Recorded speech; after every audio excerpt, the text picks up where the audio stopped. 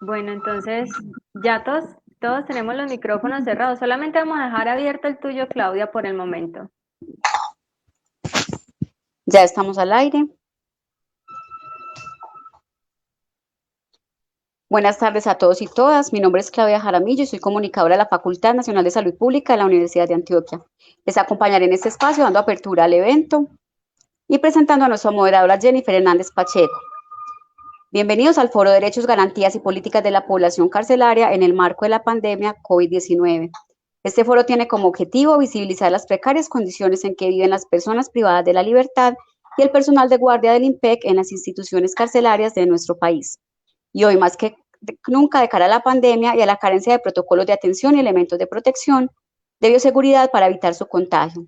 Esta es una iniciativa liderada por el Observatorio de Garantías Laborales de la Universidad de Antioquia, con la participación del personal del IMPEC, salubristas y abogados expertos en el tema. Hacen parte del Observatorio de Garantías Laborales las Facultades Nacionales de Salud Pública de la Universidad de Antioquia, la Facultad de Ingeniería, la Facultad de Derecho y la Facultad de Ciencias Económicas. Contaremos con la participación de 4 invitados y una vez cada uno de ellos realice su intervención, podrán dejarnos sus preguntas a través de la sección de Facebook en esta página para su posterior respuesta. Damos paso entonces a nuestra moderadora, la profesora Jennifer Hernández, quien es administradora en servicios de salud, magíster en salud pública y docente de cátedra de la Facultad Nacional de Salud Pública de la Universidad de Antioquia. Sean todos y todas bienvenidos y bienvenidas. Muchas gracias. Buenas tardes. El día de hoy nos reúne en este foro el tema de derechos y garantías de la población carcelaria en el marco de la pandemia. Este foro es organizado por el Observatorio de Política y Garantías Laborales de la Facultad Nacional de Salud Pública, la Facultad de Derecho, la Facultad de Ingeniería y la Facultad de Ciencias Económicas. Para contextualizar el tema, es importante indicar lo siguiente. Hasta 1992, los asuntos penitenciarios en Colombia eran administrados por la Dirección General de Prisiones. A partir de 1993, mediante Ley 65, nace el Instituto Nacional Penitenciario y Carcelario INPEC, con el objetivo de administrar penas y garantizar los derechos fundamentales a los recluidos. En 1995, Colombia vive una época crítica a nivel penitenciario, principalmente caracterizada por el hacinamiento que se modera solo hasta el 2001, cuando se crea el Programa de Mejoramiento del Sistema Penitenciario Colombiano. Posterior a ello, entre los años 2002 y 2012, en el país se presentaron una serie de reformas que han incidido en la variación del hacinamiento carcelario. En este sentido, aspectos como la política de seguridad democrática, la reforma al Código Penal, el Código de Convivencia Ciudadana y Estatuto Anticorrupción incrementaron el hacinamiento carcelario, en tanto se aumentó la penalización de ciertas conductas. A causa de esta situación, la Corte Constitucional se ha pronunciado en 3 ocasiones por medio de diversas sentencias: la Años T-153 de 1998, T-388 de 2013 y T-762 de 2015, donde se manifiestan las condiciones críticas en las que se encuentran las cárceles de Colombia. Así se evidencia la vulneración de derechos y la falta de condiciones para garantizar la dignidad humana. En razón de estas condiciones, la Corte Constitucional ha declarado el estado de cosas inconstitucionales en el sistema penitenciario. Teniendo en cuenta estos antecedentes, se puede decir que en Colombia, históricamente, el sistema penitenciario ha presentado fallas estructurales que poco han mejorado en la actualidad, y que muestra de ello es que en los 136 establecimientos ubicados en los diferentes departamentos del país se supera más del 50% de su capacidad. En este contexto, las personas privadas de la libertad generalmente han padecido casi el olvido sistemático de la sociedad y del Estado, lo que desemboca en el desconocimiento y la desatención de sus necesidades, así como la frecuente violación de sus derechos, haciéndolas un grupo especialmente vulnerable. Este hecho se constituye en un fenómeno estructural que compromete las condiciones de vida de estas personas e igualmente la de sus familias. Los centros de reclusión enfrentan entonces problemas relacionados con la ausencia de lugares para llevar a cabo el proceso de resocialización. No hay condiciones sanitarias dignas ni áreas adecuadas para actividades cotidianas como comer, recrearse o descansar. En 2014, con la Ley 1709, se reforman algunos artículos de la Ley 65, entre los cuales se crea la USPEC, Unidad de Servicios Penitenciarios y Carcelarios, cuya función es gestionar y operar el suministro de bienes y servicios requeridos para el adecuado funcionamiento de los servicios penitenciarios y carcelarios a cargo del INPEC. Además, con esta institución se pretendió garantizar los derechos humanos de esta población. Sin embargo, la situación parece no haber mejorado. Adicional a los problemas que se ven enfrentados los privados de la libertad, se suman las dificultades del personal de guardia, a quienes el hacinamiento extremo ha traído como consecuencia sobrecarga laboral y por lo tanto el deterioro de las condiciones de trabajo. Todos estos fenómenos, que han sido frecuentemente denunciados por los entes de control y medios de comunicación, entre otros, se mezclan con la situación actual de la pandemia generada por el virus SARS-CoV-2, que ya cuenta con 2.296 contagiados en las cárceles del país, lo que ha generado desórdenes y disturbios a nivel de la población privada de la libertad, en tanto acceder al sistema de salud tradicionalmente ha sido difícil y ahora se complica aún más por el número masivo de personas contagiadas con el virus. Por otra parte, se presenta incertidumbre en la guardia, quien ha tenido que atender la emergencia en medio de los choques entre la USPEC y el INPEC, quienes discuten en manos de quién se encuentra la responsabilidad de dotar a los funcionarios de elementos de bioseguridad. Lo anterior evidencia que en las cárceles colombianas persisten las dificultades de vieja data, que en ausencia de medidas y protocolos eficaces para atender la situación actual de la pandemia, agudiza aún más la crisis penitenciaria que se presenta en el país hasta el día de hoy. Habiendo entonces contextualizado el asunto, damos pasos a nuestros ponentes.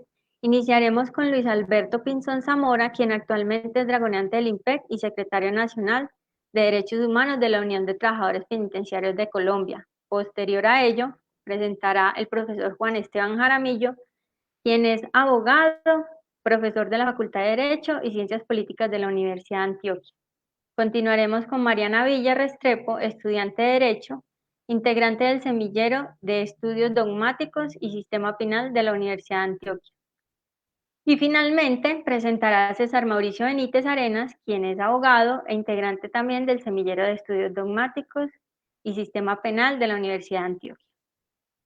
En este contexto, el dragoneante Luis y el profesor Juan Esteban dispondrán de 20 minutos cada uno para su intervención. Mariana y César tendrán cada uno 10 minutos para su ponencia. 5 minutos antes de finalizar la intervención les estaré avisando para que vayan concluyendo y posterior a ello abriremos el espacio para las preguntas. Recomendamos entonces y animamos a nuestros oyentes participantes a enviarlas al Facebook. Muchas gracias, son las 2:08, invitamos entonces al dragoneante Luis Pinzón para que haga su intervención. Adelante, Luis. Muy buenas tardes para todos. Como lo manifiesta nuestra moderadora, soy el dragoneante Pinzón Zamora Luis Alberto, presidente de la UTP Bello y secretario nacional de Derechos Humanos de la Unión de Trabajadores Penitenciarios. Haciendo referencia a la reseña histórica que realiza nuestra moderadora sobre el sistema penitenciario y carcelario colombiano, es evidente las intenciones fortuitas que se han dado en base al mejoramiento de las condiciones de habitabilidad de las personas privadas de la libertad en los diferentes centros carcelarios. Igualmente, se queda en evidencia la poca objetividad que ha tenido estas medidas y que lógicamente la falta de voluntad política frente a la intención de esta norma. Pues vemos cómo año tras año se han venido realizando una serie de reformas de las cuales han tratado de estimular un poco el mejoramiento de estas condiciones, pero desafortunadamente no se avanza, no se ejecutan estas medidas que nos lleve a este mejoramiento buscado. Y es así como hoy vemos cómo el hacinamiento se toma las cárceles en el país y que si a nivel nacional se manifiesta de un 51% de hacinamiento en las cárceles, debemos decirles que esto aterrizado a los diferentes centros carcelarios es totalmente falso, toda vez que existen establecimientos carcelarios con un 270, un 280 e inclusive un 370% de hacinamiento, situaciones que lógicamente degradan en su totalidad las condiciones de habitabilidad de estas personas y desprende de ellas también la insuficiencia en los diferentes servicios que hoy presta el servicio penitenciario, pero que se encuentran tercerizados por voluntad del gobierno y por la creación de la misma USPEC. Así vemos como la asistencia del servicio de salud es hoy un contrato tercerizado por parte de la USPEC y que desafortunadamente pues no ha generado el lleno de las expectativas necesarias. Inclusive tenemos situaciones adversas donde establecimientos carcelarios no cuentan con un servicio de un profesional de manera permanente, pese al número de personas recluidas en diferentes centros carcelarios. Igualmente, el servicio de farmacia, el suministro de medicamentos es insuficiente ante la exigencia de esta población que hoy se encuentra vulnerable en los diferentes centros carcelarios. De allí también desprende el servicio de alimentos que desafortunadamente, siendo también un contrato tercerizado, hoy no cumple a cabalidad con el objetivo total de su contrato. Vemos cómo se reseñan en los diferentes medios de comunicación las múltiples falencias de este servicio y que desafortunadamente también pues no existe remedio alguno, pues vemos cómo la organización sindical, la UTP, ha denunciado este tipo de situaciones irregulares en el servicio de alimentos y desafortunadamente no encuentra uno la solución, ni se da por parte de las autoridades competentes la solución necesaria, y vemos también cómo se les renueva y renueva contratos o se le entregan los contratos de este servicio a las mismas personas con diferentes empresas, situaciones que hemos expuesto ante las autoridades, pero que no ha surtido el efecto necesario. Estas condiciones de falta de la suficiente asistencia médica y alimenticia, pues sumado al altísimo grado de hacinamiento, pues genera que al interior de los centros carcelarios se encuentren sumergidos en diferentes enfermedades contagiosas, tales como tuberculosis, como VIH, como varicela, e inclusive algunas epidemias de parotiditis y demás, que lógicamente ponen en riesgo a muchas personas privadas de la libertad, y sumado a ello a los diferentes, en los diferentes establecimientos carcelarios, a los trabajadores penitenciarios, quienes posteriormente llevan esta enfermedad a sus hogares, a sus residencias.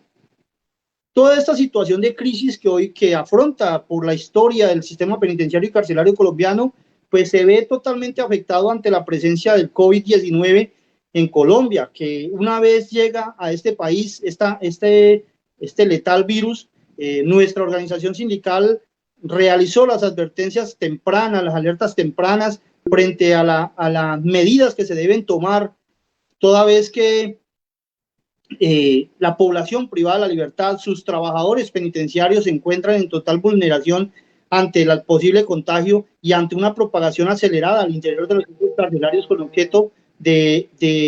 con motivo del hacinamiento que se encuentran en estos centros carcelarios. Entonces, se viene el COVID y encuentra una serie de falencias, y vemos cómo se agrava la situación ante el no recibimiento de la sugerencia de nosotros, de la alerta temprana que emitimos, y se inicia un traslado masivo de privados de la libertad desde diferentes partes, llevando este virus a diferentes centros carcelarios, y hoy desafortunadamente tenemos 12 establecimientos carcelarios contagiados con este virus, donde se encuentran personas privadas de la libertad y funcionarios, trabajadores penitenciarios contagiados, y con algunas cifras lamentables, como en el caso de Villavicencio con la señora esposa de uno de nuestros compañeros.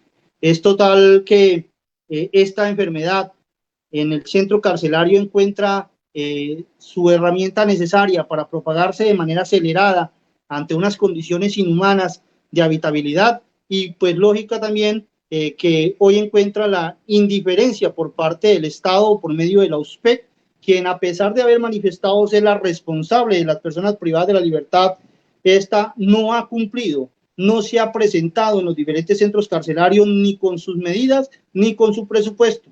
y son hoy los trabajadores quienes han asumido esta responsabilidad, han tomado la decisión de enfrentar este virus con diferentes medidas, unas improvisadas, otras plenamente planificadas y desarrolladas, y hoy vemos que esta letal enfermedad pues no causa el impacto de mortalidad como de pronto se puede esperar ante estas condiciones que se encuentran. Hay medidas que se han implementado en los diferentes centros carcelarios que han sido tomadas por los trabajadores penitenciarios, como le he dicho, de su propio recurso frente a una inasistencia por parte de la USPEC. Y esto, pues lógicamente, también se suma a algunas irresponsabilidades por parte de las administraciones municipales, quienes, a pesar de tener a su cargo plenamente identificado en la normatividad colombiana, plenamente identificado en las sentencias y fallos judiciales, no quieren asumir estas entidades territoriales, las administraciones municipales, la carga y responsabilidad que les genera todas las personas privadas de la libertad en calidad de sindicados, como lo estipula la ley. Y desafortunadamente, pues esta carga presupuestal, esta carga de estas personas, la prevención, las medidas que deben ser ejecutadas también con ellos, pues son hoy asumidas por el IMPEC, por sus trabajadores y lógicamente desde nuestra dirección general del IMPEC. Entonces, frente a esta enfermedad, vemos que sale un decreto de emergencia carcelaria con muchos bombos y platillos y lógicamente con una perspectiva totalmente amplia, pero en el ejercicio y en la ejecución de este decreto vemos que se quedó corto ante las intenciones y vemos como en el caso específico de Bellavista, vemos como de 562 postulaciones que se realizan por medio de los filtros de la institucionalidad, no hay 20 personas que se hayan aprobado para esta detención domiciliaria preventiva con el objetivo de descongestionar las cárceles ante la pandemia del COVID-19. Y entonces vemos que este decreto también quedó cojo, quedó corto ante una eventualidad lamentable al interior de los centros carcelarios del país. Sí, es desafortunado, tenemos bastantes personas privadas de la libertad contagiadas al interior de los centros carcelarios, igualmente varios compañeros que han sido afectados o contagiados frente a este virus, pero seguimos adelante en el tema de la seguridad, seguimos garantizándole a la sociedad el cumplimiento efectivo de las funciones misionales del instituto, seguimos cumpliendo en todos los establecimientos carcelarios. Hay cosas que se vienen también con el COVID, no solamente el contagio, la enfermedad, también se vienen situaciones de orden interno, alteraciones del orden, intentos de toma, intentos de fuga, y pues lógicamente todas estas situaciones las podemos o las tenemos que evitar una vez se puedan lograr medidas eficientes y se puedan llegar a solucionarlas con las medidas que deben ser. Desafortunadamente, como lo manifesté, la USPEC ha sido indiferente ante la situación. Vemos que se quedan en papeles las intenciones de ejecución de presupuesto. Vemos cómo no avanzan los contratos, no llegan los tapabocas, no llegan las medidas y pues lógicamente esto genera una incertidumbre ante los privados de la libertad. Siendo esta la entidad responsable, ¿cómo hoy estas personas privadas de la libertad al interior de los centros carcelarios se encuentran desprotegidas? ¿Cómo esta entidad, siendo la responsable hoy en los centros carcelarios, se vive esa zozobra de que en el momento en que llegue el virus a un centro carcelario, ¿qué va a hacer de ellos? Igualmente, donde se ha presentado este virus, pues se ha tenido las situaciones de adversas frente a la disciplina y al orden interno por esa misma zozobra. La USPEC también es la encargada de la infraestructura y hoy vemos cómo dentro de los protocolos de bioseguridad en los centros carcelarios se deben instalar sitios que permitan el aislamiento preventivo de las personas confirmadas o sospechosas de contagio para evitar una propagación acelerada y desafortunadamente, si bien existen en algunos centros carcelarios el sitio donde pudiéramos aislar a estas personas, estos sitios no cuentan con las condiciones de habitabilidad y lo cual pues lógicamente debe ser asumido por los PEC, lo cual no ha sucedido, y pues por ende hoy tenemos simplemente sitios de donde podemos meter gente o personas privadas de la libertad con contagio, pero desafortunadamente sin las condiciones que se deben prestar para una habitabilidad de un ser humano. También son los responsables de los elementos y como lo dije, pues no han llegado. Y en los sitios donde hay los sitios de aislamiento, donde no hay los sitios, pues lógicamente la USPED debe asumir esta carga, esta adecuación de sitios, pero esto desafortunadamente no se da. A toda la normatividad que se presenta frente a las responsabilidades del INPE, frente a las responsabilidades de la USPEC, en la creación de la USPEC en el 2011 mediante el decreto 4151, pues se suma los infinitos fallos judiciales y las diferentes sentencias de la Corte, que todas avalan la responsabilidad que existe por parte de los diferentes organismos. Es así como el Ministerio de Defensa hoy tiene responsabilidad sobre los privados de la libertad que fueron miembros de la Fuerza Pública o del Ejército Nacional. Igualmente tenemos que el Ministerio de Salud debe ser responsable de las personas privadas de la libertad con trastorno mental o trastorno mental sobreviniente, situación que hoy no sucede, y los tenemos en los centros de reclusión, inclusive sin sitios de unidad mental, y los tenemos conviviendo con los demás privados de la libertad. Igualmente, los entes territoriales, las administraciones municipales deben hacerse en cargo de sus sindicados, situación que tampoco es ejecutada hoy bajo la irresponsabilidad, inclusive desafortunadamente hay que decirlo, la alcaldía de Medellín es una de las administraciones municipales a las cuales más les ha pesado el no asumir esta responsabilidad frente a las condiciones que hoy prestan los centros carcelarios del Valle de Aburrá. Vemos cómo hay más de 1.700 personas privadas de la libertad en las diferentes salas de paso de las estaciones de policía, y esto pues es generado frente a esa falta de esa cárcel para sindicados, porque hay que decirlo, el 96% de estas personas son privados de la libertad en calidad de sindicados. Entonces, la normatividad ha sido clara, ha dejado efectos, manifiestos escritos, inmensos conceptos jurídicos que conllevan a evidenciar esa responsabilidad que existe, pero desafortunadamente no hay la voluntad política ni el organismo de control eficiente para que se hagan efectivas esas responsabilidades. Y es así como hoy el INPEC carga todas las responsabilidades de los demás entes, asumiendo la responsabilidad que tenemos sobre las personas privadas de la libertad en calidad de condenados, bajo unas condiciones no garantes para la actividad laboral penitenciaria y bajo unas condiciones no dignas para la habitabilidad de las personas privadas de la libertad.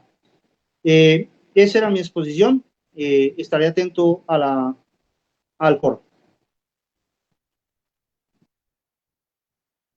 Muchas gracias, Luis, por la intervención. Tenemos entonces 5 minutos ganados, entonces continuamos con el profesor Juan Esteban Jaramillo. Por favor, adelante, profe. Bien, buenas tardes para todas y todos. En primer lugar, agradecerles la invitación a participar en este foro.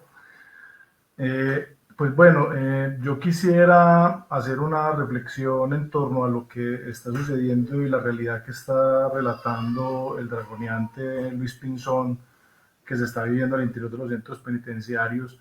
Y para ello, pues quisiera compartirles una presentación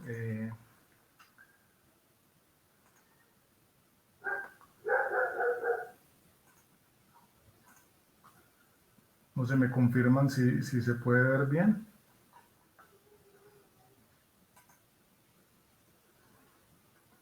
Esta presentación la he denominado el baile de los que sobran, políticas de abandono para la población carcelaria en medio de la pandemia. Y pues bueno, digamos que el baile de los que sobran pues es una canción muy popular de un grupo que se llama Los Prisioneros y que da cuenta pues precisamente de una situación en particular que ha venido sucediendo en los últimos años en toda América Latina y a nivel global, y es la existencia de toda una serie de movilizaciones cuestionando el actual modelo económico, social, jurídico y político que se ha implantado en América Latina de la mano del neoliberalismo y que ha generado una serie de exclusiones, dentro de las cuales pues evidentemente se evidencia la situación que viven las personas que se encuentran privadas de la libertad.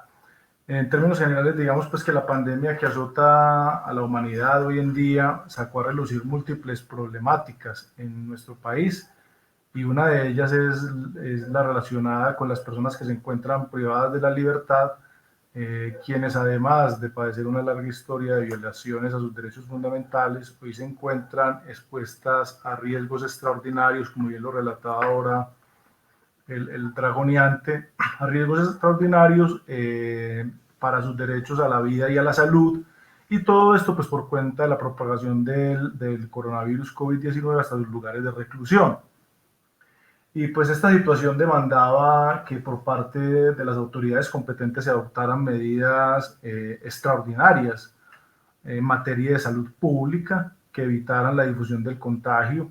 Y pues digamos que una de las medidas que se debían tomar era la de generar escarcelaciones masivas porque el nivel de hacinamiento en los centros penitenciarios es más del 50%, y porque pues digamos que tal lo han señalado las principales organizaciones científicas del mundo, la OMS, el Instituto Nacional de Salud y demás, pues la principal medida es el distanciamiento físico.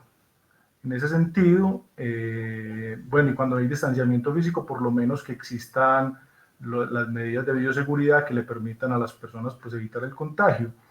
En ese sentido, lo que se aspiraba era que existiera una escarcelación, que no significaba que se concediera una mera libertad o que hubiera una especie de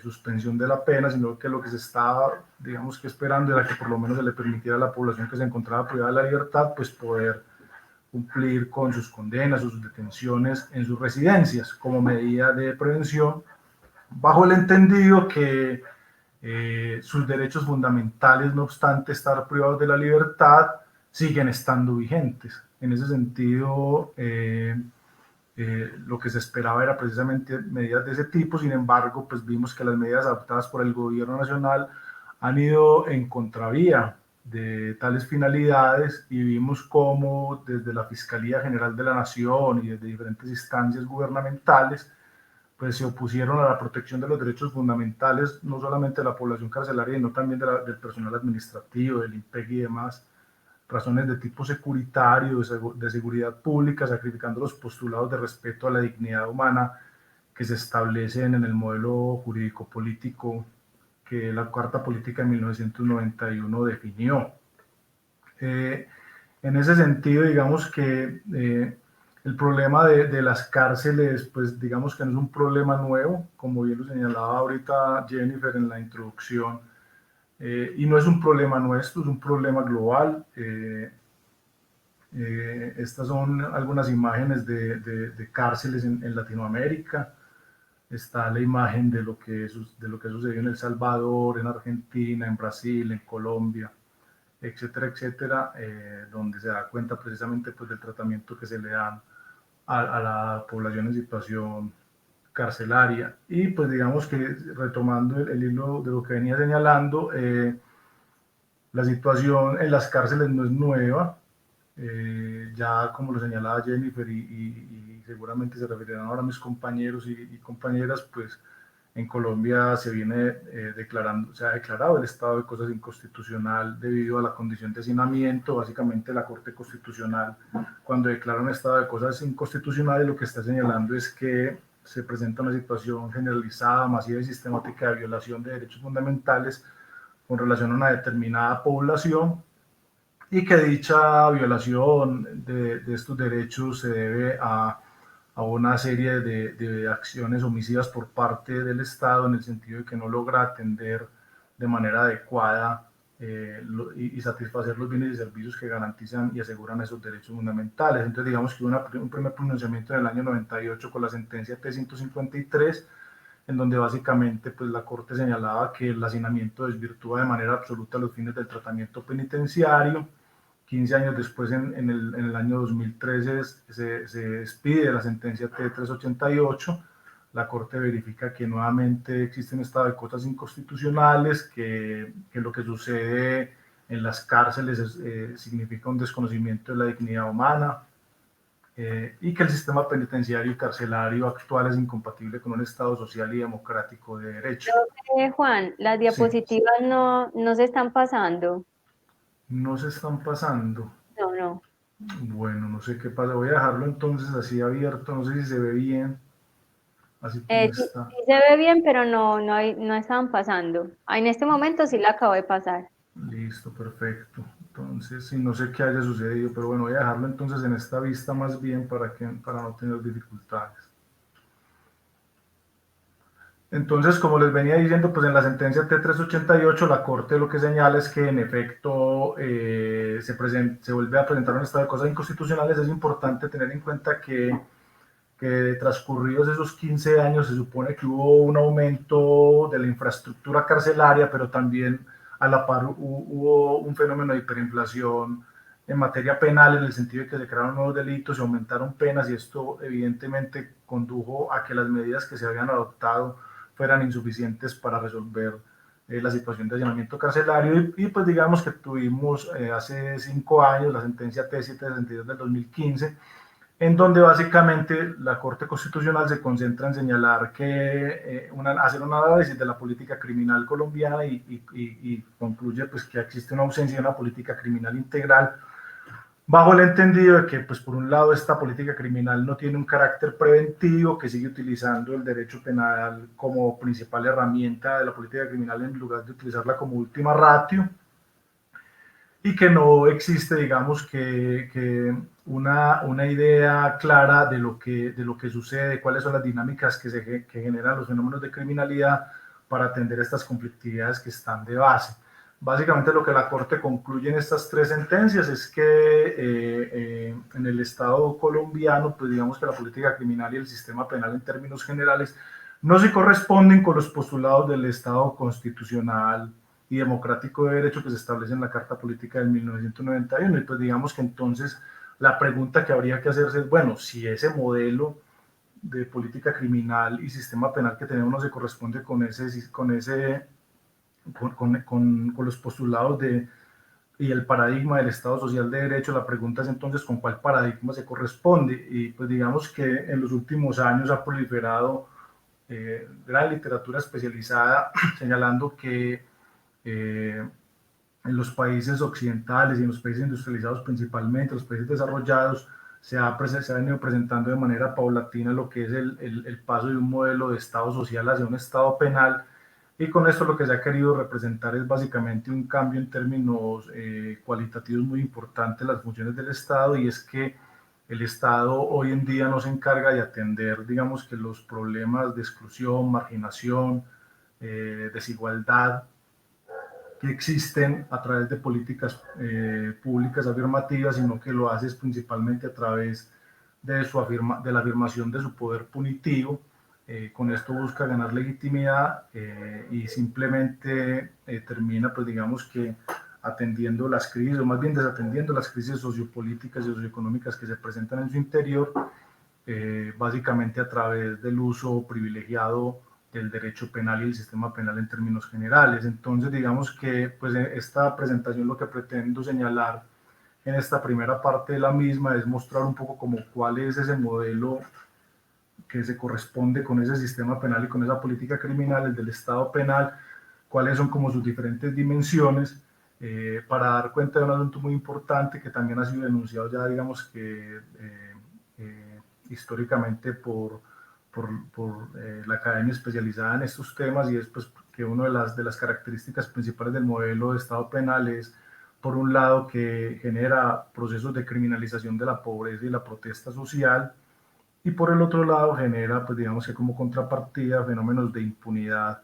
a las élites políticas y económicas dominantes. En este sentido, digamos que las denuncias sobre la criminalización de la pobreza no son nuevas. Estas imágenes que traigo aquí a colación dan cuenta de cómo desde diferentes expresiones artísticas se ha denunciado lo que sucede en términos de lo que son estos fenómenos de criminalización de la pobreza, tanto en grafitis como en películas. Yo no sé si algunas de las personas que nos están acompañando recuerdan, por ejemplo, películas como Boys in the Hood de 1991, en la cual mostraban cómo en los guetos de Estados Unidos el tratamiento a los jóvenes negros era de estigmatización y persecución penal, o lo que sucede pues, en la película La Ciudad de Dios, en las favelas de Río, o la clásica película de Víctor Gaviria, Rodrigo de No Futuro, donde se demuestra pues como toda esta estigmatización y persecución a la pobreza. Pero también, digamos que desde el género musical de la salsa también se ha hecho históricamente toda una crítica y un cuestionamiento a ese modelo que se fue imponiendo desde los años 80 en nuestras latitudes. Y uno recuerda, pues, por ejemplo, una canción como Maestra Vida, Cámara, te da y te quita y te quita y te da, de Rubén Blades, donde básicamente está revelando pues cómo es la vida de ciertos personajes que tiene él en sus letras musicales y que están marcadas pues obviamente por la exclusión y la discriminación, básicamente arrojadas a vivir de los mercados de la ilegalidad. Y también pues hay otros cantantes de la salsa que nos han recordado cuáles son las situaciones críticas que se viven al interior de la cárcel, de diferentes formas, en el sentido de denunciar que la cárcel es como la muerte y por eso la maldigo, o cuando Ismael Rivera pues obviamente equipara las cárceles a tumbas, pues porque básicamente lo que sucede en estos centros penitenciarios es la privación ya no solamente de los derechos de la libertad, sino de todos los derechos. Y pues digamos que también, además de la criminalización de la protesta, de la pobreza, hemos visto también cómo de la mano de este modelo del Estado penal se exacerban también los mecanismos de criminalización de la protesta social, de persecución del opositor político, de neutralización de aquellas expresiones de malestar e inconformidad con el sistema socioeconómico vigente. Pues vimos el año pasado cómo a manos del SMAT fue asesinado Dylan Cruz, cómo pues, ciertos sectores políticos salieron simplemente a tratarlo como un vándalo y en vez de atender esta tragedia de una forma más humana. Y también hemos visto cómo se han presentado ya no solamente procesos de criminalización de la protesta, sino también del pensamiento crítico. Pues hemos sido testigos de cómo el profesor, el colega Miguel Ángel Beltrán, fue perseguido infamemente por el poder, encarcelado y detenido, y pues hoy se encuentra en libertad. Pero también hemos visto en los últimos años lo que sucedió con los jóvenes acusados de los atentados del Centro Andino. Pasaron 3 años y les tuvieron que conceder la libertad debido a que no habían logrado todavía establecer un proceso en contra de ellos. Lo mismo que sucedió con el joven Mateo y un falso positivo judicial del cual todavía sigue siendo perseguido por la institucionalidad pública colombiana. Y pues la característica de estos jóvenes es que son jóvenes universitarios o profesores universitarios con un pensamiento de izquierda, críticos del sistema político y económico imperante, y que son perseguidos y criminalizados precisamente por ese tipo de pensamiento, y han sido objeto de montajes judiciales en su contra, en búsqueda de no solamente amedrentarlos a ellos, sino pues de también amedrentar al movimiento social en términos generales, para hacer de la movilización social, de la protesta, del pensamiento crítico, que tenga un alto costo en términos de su producción, y que se sepa que el riesgo de pensar de otra forma, de pensar diferente, de oponerse a las injusticias sociales presentes es la cárcel, es la judicialización, es pasar por un sistema penal infame. También fuimos testigos entre los años 80 y 90 del genocidio de la UP. Allí pues obviamente ya no estamos viendo en funcionamiento el sistema estatal, sino que estamos viendo, pues, o digamos que si seguimos viendo el sistema punitivo estatal, pero digamos que ya el sistema subterráneo, en el sentido de que se acuden a los mecanismos de la guerra sucia y la violencia para neutralizar al opositor político, y seguir imponiendo el modelo de injusticias presentes. Y pues digamos que todas estas situaciones lo que develan es pues una situación que ya ha sido bastante afirmada por la criminología crítica, y es que el sistema penal se caracteriza por actuar de manera selectiva. Robar es un delito y es un delito solo para los pobres. En ese sentido, digamos que este graffiti devela, pues, de cierta manera una situación que es dramática. Pero yo creo que hay un asunto que es importante señalar, y es que el modelo de Estado penal no sé qué... Profe, Perdón. ya le quedan 5 minutos. No te escuché bien, Jennifer, disculpa. Que ya le quedan 5 minutos. Perfecto, listo. Entonces, este modelo de Estado penal no se queda solamente en el castigo a los pobres y la persecución a los opositores políticos, sino que también se ha ensañado contra la precaria clase media existente en el país. Hemos visto cómo, pues, a través de diferentes reformas tributarias y lo que se denominó como la ley de financiamiento, pues se han venido imponiendo una serie de medidas de flexibilización laboral y de exacción de los salarios e ingresos laborales a aquellas personas que desarrollan algún tipo de actividad económica. Digamos que ya el Estado aquí no castiga a través del sistema penal, sino del sistema tributario, del sistema laboral, un sistema que termina beneficiando y privilegiando el gran capital en contra de la clase media. Y pues también hemos visto la emergencia de nuevas formas de explotación, lo que son los jornaleros digitales y demás, representados principalmente en figuras como las de Rappi, Uber y otras que se han venido organizando para resistir.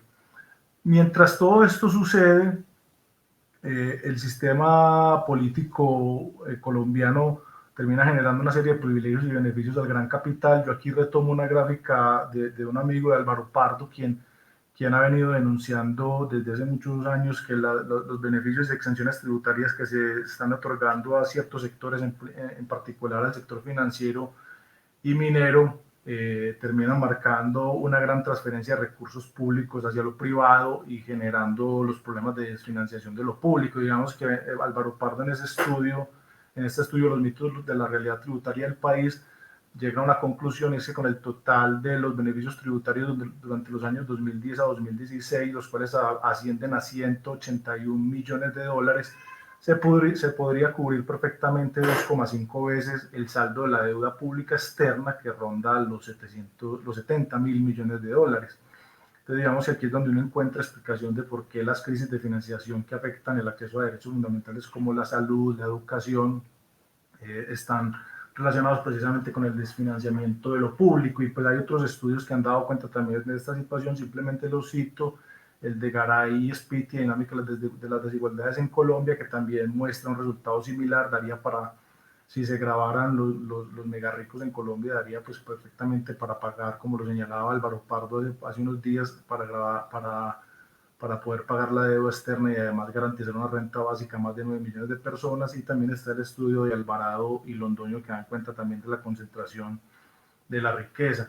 Mientras todo esto sucede, pues hemos asistido también a la impunidad para las élites políticas y económicas. Hemos pasado de escándalo en escándalo históricamente, y pues los responsables nunca pagan y permanecen en la impunidad. Chirijara, Colpuerto, Sinvercolza. Estamos asistiendo hoy a otro escándalo de la ñeñe política, lo sucedió con Reficar, la financiación de Odebrecht a campañas políticas y demás. Y son investigaciones que nunca dan resultados en términos de sanción penal para quienes están a la cabeza de estos delitos. Esto es una situación que se presenta a nivel global. Yo de esta diapositiva solamente me concentraría en la que tiene que ver con lo que sucedió con Wachovia Bank, que hoy es Wells Fargo, que fueron lavadores de dineros durante la crisis de Wall Street, y con esos recursos pues fue que lograron solventar buena parte de la crisis, y su sanción fue pagar una multa irrisoria con la cual pudieron seguir funcionando sin ningún tipo de sanción penal. Y también hemos visto pues también cómo siguen quedando en la impunidad los graves crímenes de lesa humanidad, los falsos positivos, la parapolítica, las chuzadas, los seguimientos a la oposición y demás. Y pues bueno, como se me acabó el tiempo y no me di cuenta, quiero cerrar con una reflexión en particular, que era pues obviamente la que nos convocaba, y es precisamente porque la denominación del baile y los que sobran. Pues vimos entonces cómo a raíz de la crisis del coronavirus, del COVID-19, en las diferentes cárceles del país se presentaron una serie de movilizaciones para protestar por sus derechos, para que se garantizaran sus derechos en medio de la crisis, y pues la respuesta estatal a esta situación fue básicamente la de masacrar a las personas que se encontraban en la cárcel. Pues digamos que lo que reveló la revista Semana hace unas semanas respecto a lo que sucedió en las cárceles da cuenta de que hubo una situación compleja en el sentido de que es posible que se hubieran presentado ejecuciones en contra de estas personas, y pues bueno, digamos que esa es la respuesta que da el Estado a las situaciones que se presentan en las cárceles. Finalmente, señalaría algo, y es que el decreto 546 del 2020, con el cual el gobierno nacional pretendió atender la crisis carcelaria que se está presentando de cuenta del coronavirus y tomar medidas, pues digamos que ese decreto, como lo señalamos hace unos días en un comunicado y un manifiesto que circulamos diferentes profesoras, profesores, investigadores no solamente nacionales sino a nivel internacional, fue inútil para su fin.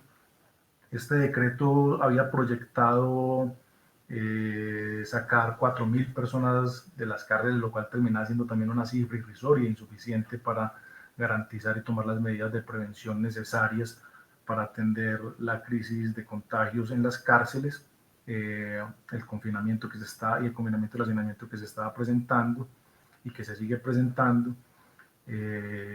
Y pues en las últimas semanas vimos como la ministra de Justicia declaró que de los 4.000 solamente habían logrado recobrar la libertad 1.000 personas.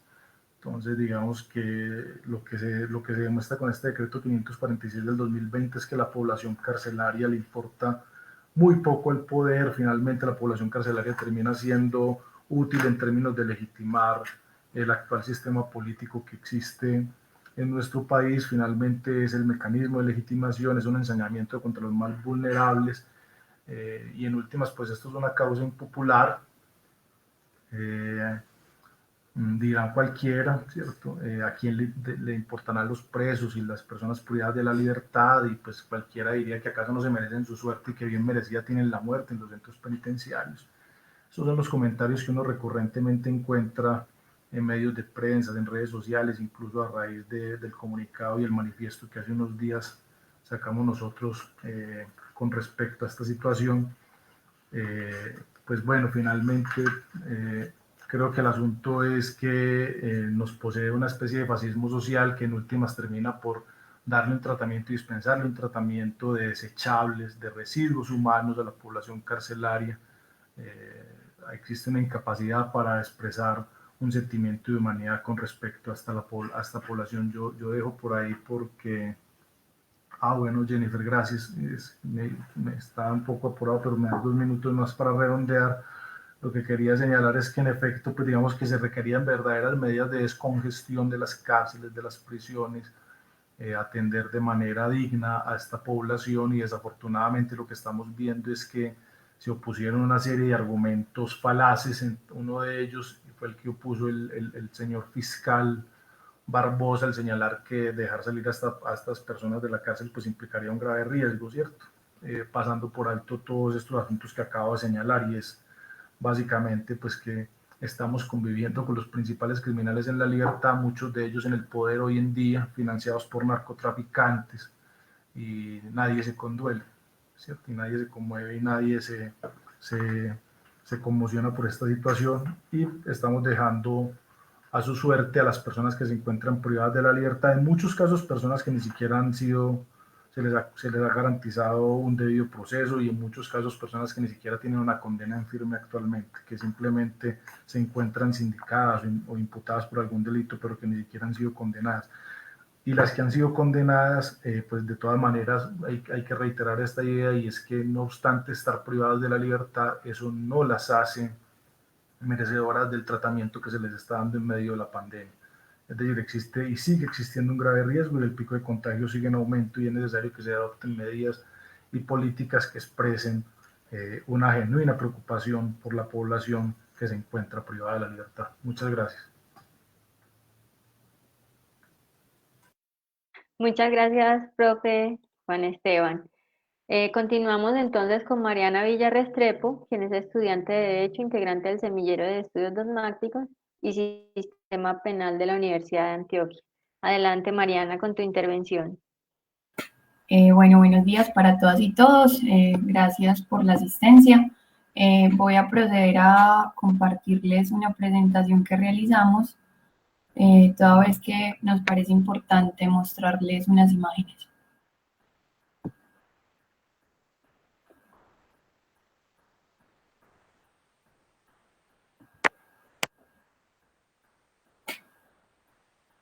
Bueno, nuestra presentación se llama Indignidad y crueldad en contextos de emergencia, el caso de los detenidos en los centros de reclusión temporal de Medellín. La idea era hacerles más o menos un recuento histórico de lo que ha significado el estado de cosas inconstitucionales a nivel penitenciario, como ya lo explicaban anteriormente los otros ponentes, y creo que es importante resaltar como ciertos datos de los que no hicieron mención.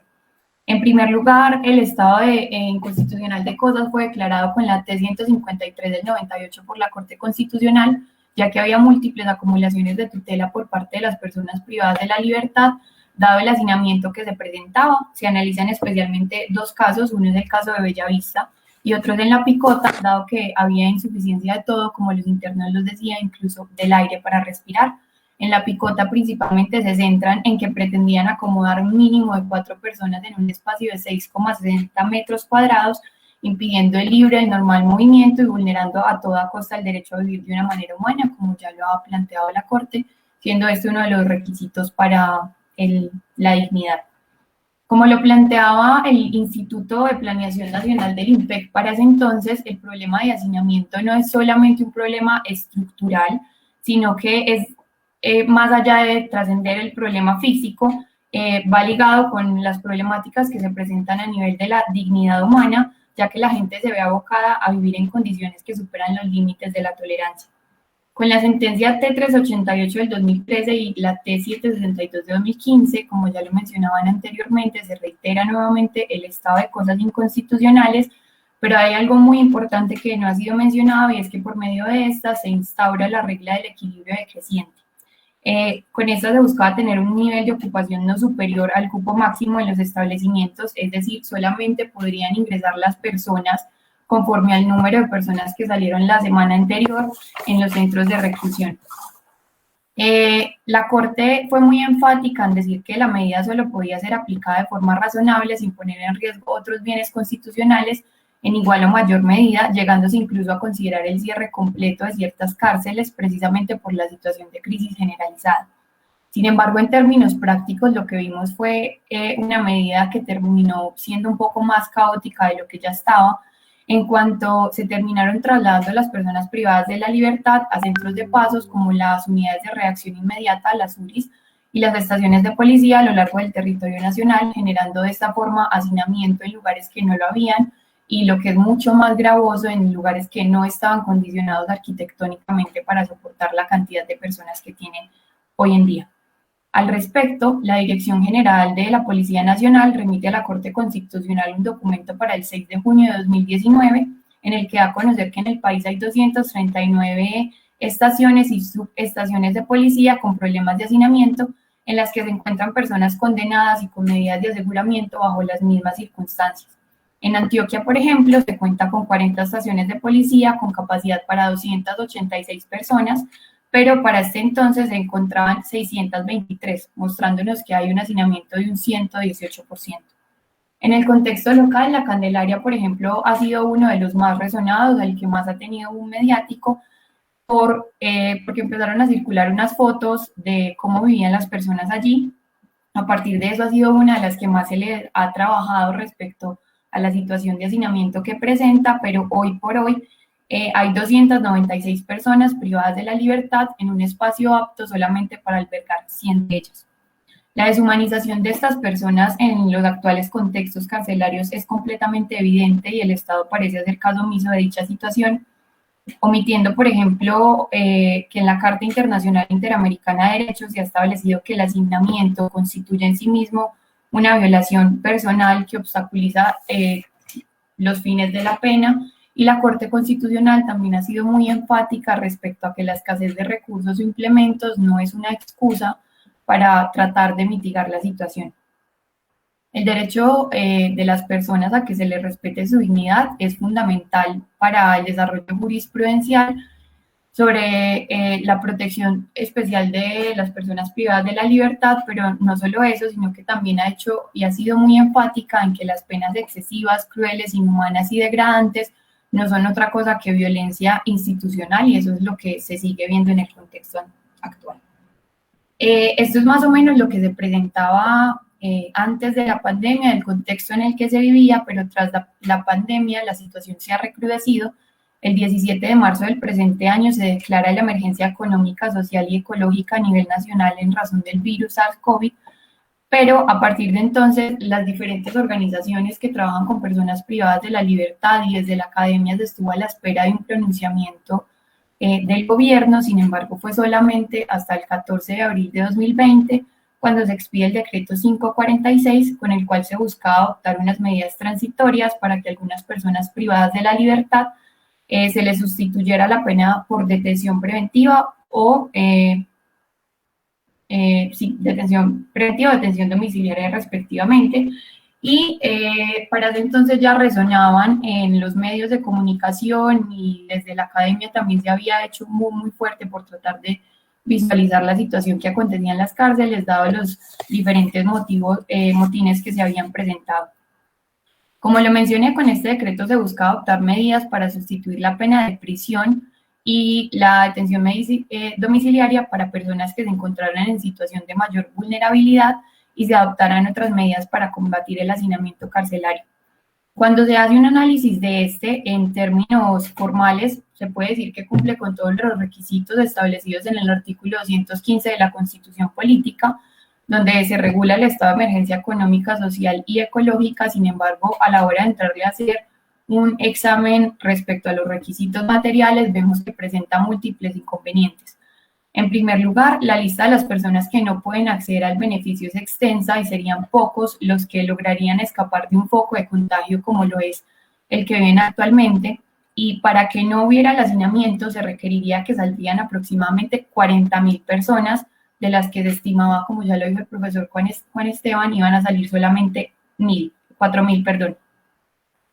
Esto, puesto en términos prácticos, nos lleva, por ejemplo, al establecimiento penitenciario y carcelario de Villavicencio, donde fue encontrado el primer caso por coronavirus el 1 de abril, pero para el 2 de junio del presente año ya tenía más de 878 casos confirmados, de los cuales al día de hoy no ha salido ninguna de las personas vulnerables respecto al virus en prisión domiciliaria. Y respecto a las cifras que da el INPEC, por ejemplo, este lugar presenta un hacinamiento de hasta el 99%. Es por esto que nos surge la pregunta de cuál es la información específica que el gobierno nacional tuvo en cuenta sobre las condiciones actuales de las personas privadas de la libertad en el marco de la pandemia, y bajo esta perspectiva nos encontramos con críticas muy fuertes respecto a la falta de estudios técnicos que deberían estar contenidos en la parte emotiva del decreto, que no permiten que se haga un estudio objetivo respecto a la idoneidad como parte del juicio de conexidad de las medidas adoptadas. Esta falta de fundamentación se evidencia y se agrava mucho más cuando nos encontramos con cifras como las que pueden ver en la presentación, dadas por el Ministerio de Justicia, por la Fiscalía y la Policía Nacional, donde nos muestra y evidenciamos que las personas en condición de vulnerabilidad superan por mucho el número de personas que serían dadas en libertad a raíz de este decreto.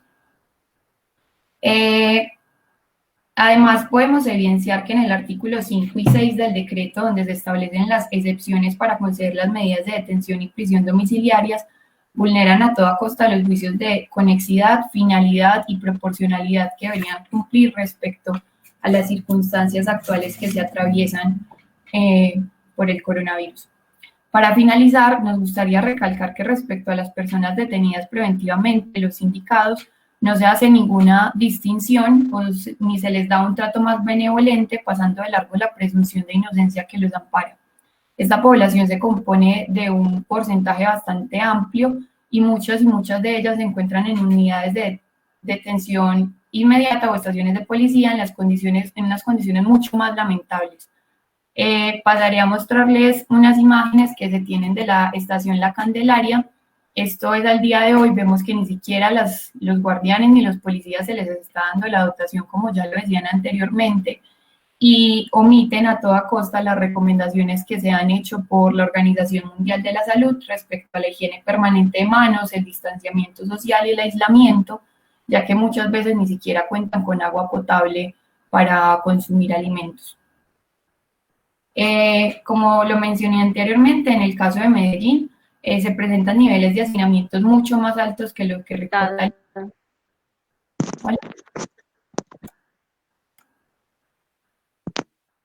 se te está escuchando entrecortado, no ¿Ya me escuchan bien? Escuchó la última parte, vimos las imágenes, pero no escuchamos. Ok, bueno, para concluir, como les decía, pues dadas las circunstancias... Se te escucha entrecortado. Todavía. Yo te la escucho bien a Mariana. Te escucho de pronto mal a ti, Jennifer. Sí, yo también te escucho entrecortado. Sí, Mariana, no. Ya. Definitivamente. No, yo no. Los demás me... Sí, soy yo. Ahí me escuchas, ya te escucho bien. Ok, perfecto.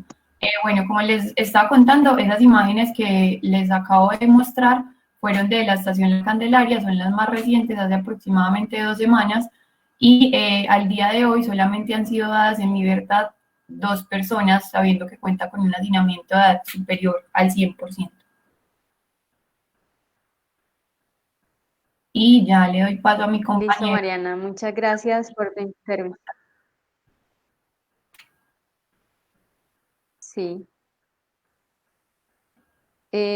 Continuamos entonces con César Mauricio Benítez, quien es abogado e integrante del Semillero de Estudios Dogmáticos y Sistema Penal de la Universidad de Antioquia.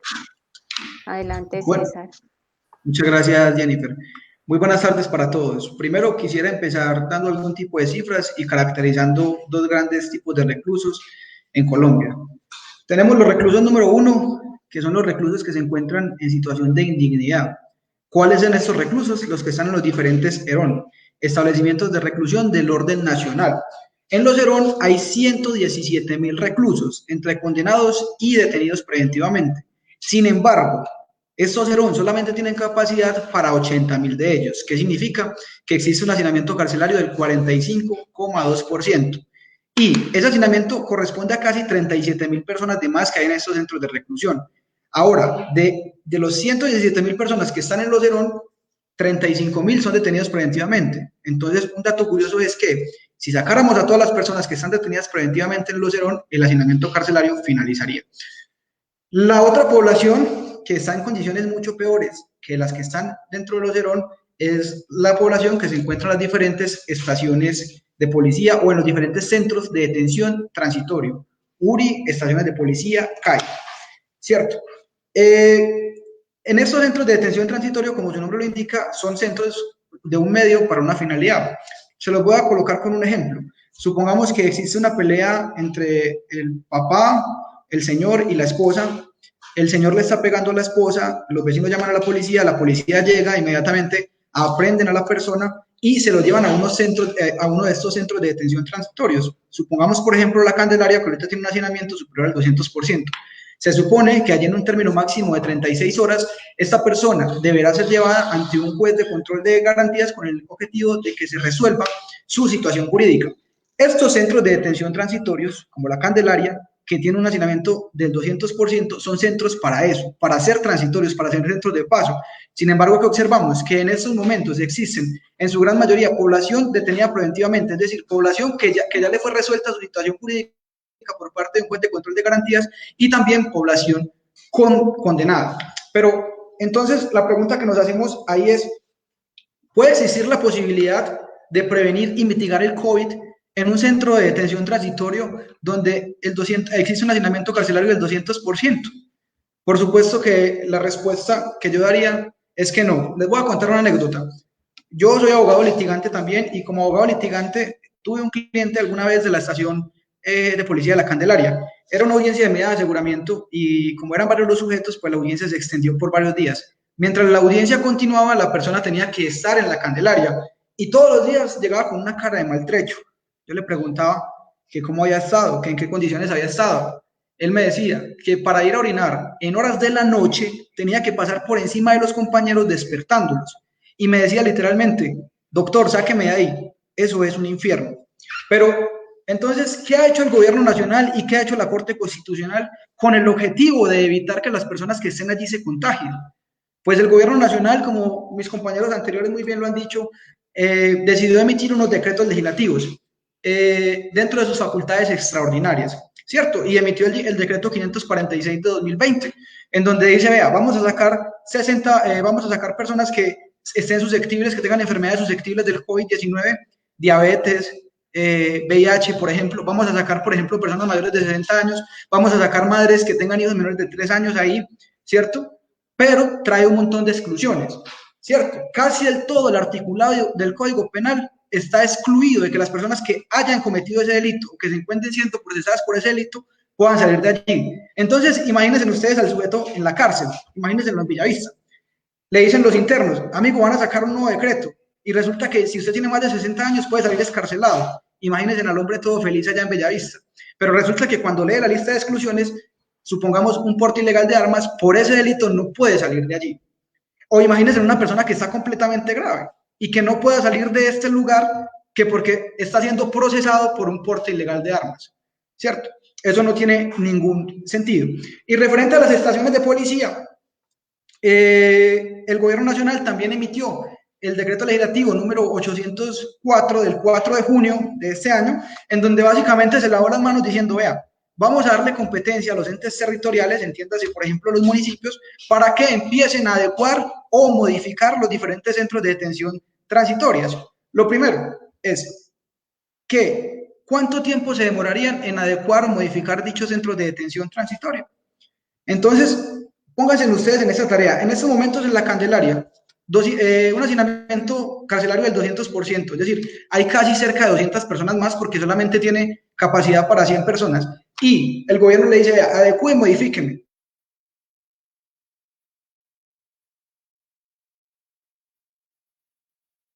COVID-19 a dicho lugar. Yo que si una persona pasa por encima de la otra para poder ir a orinar en horas de la noche, es posible que con un tapabocas y el uso de gel antibacterial eviten su contagio. Yo creería que no, porque una persona está encima de la otra prácticamente y literalmente durmiendo una al lado de la otra. Inclusive tienen que trastocar sus pies con el objetivo de poder acomodarse en el lugar. ¿Qué ha dicho nuestra honorable Corte Constitucional sobre el asunto? La Corte Constitucional, yo lo llamo la Corte Tibia. La Corte Tibia, ¿por qué? Porque los diferentes autos que ha emitido la Corte Constitucional son autos también realmente para lavarse las manos. Les voy a comentar un auto muy particular y es el auto 157 del año 2020 y fue emitido el 7 de mayo. Ese auto, pues la Corte Constitucional, al ver que en estos momentos el 40% de la población reclusa y los funcionarios de la cárcel de Villavicencio se encuentra contagiada, entonces decidió emitir el auto. ¿Y qué hizo la Corte? La Corte dijo, vea, vamos a hacer lo siguiente, le dio órdenes al INPET, hágame un favor y me clasifica a la gente que tiene 60 años o más, a la gente que ha cumplido el 40% de la condena, ¿cierto? A la gente que lleva más de un año en detención preventiva en establecimiento carcelario.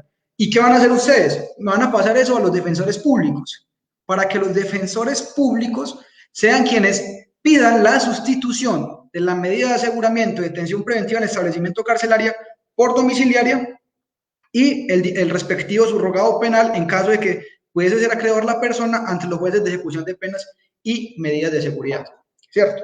Entonces, obsérvese que la Corte no es capaz de llegar a tomar una decisión como, por ejemplo, decir, vea, ¿por qué la Corte Constitucional no puede llegar a decir, vea, se encuentra en juego la vida de las personas que se encuentran allí y por ende vamos a ordenar una excarcelación de cierto tipo de presos, por ejemplo, ¿cierto?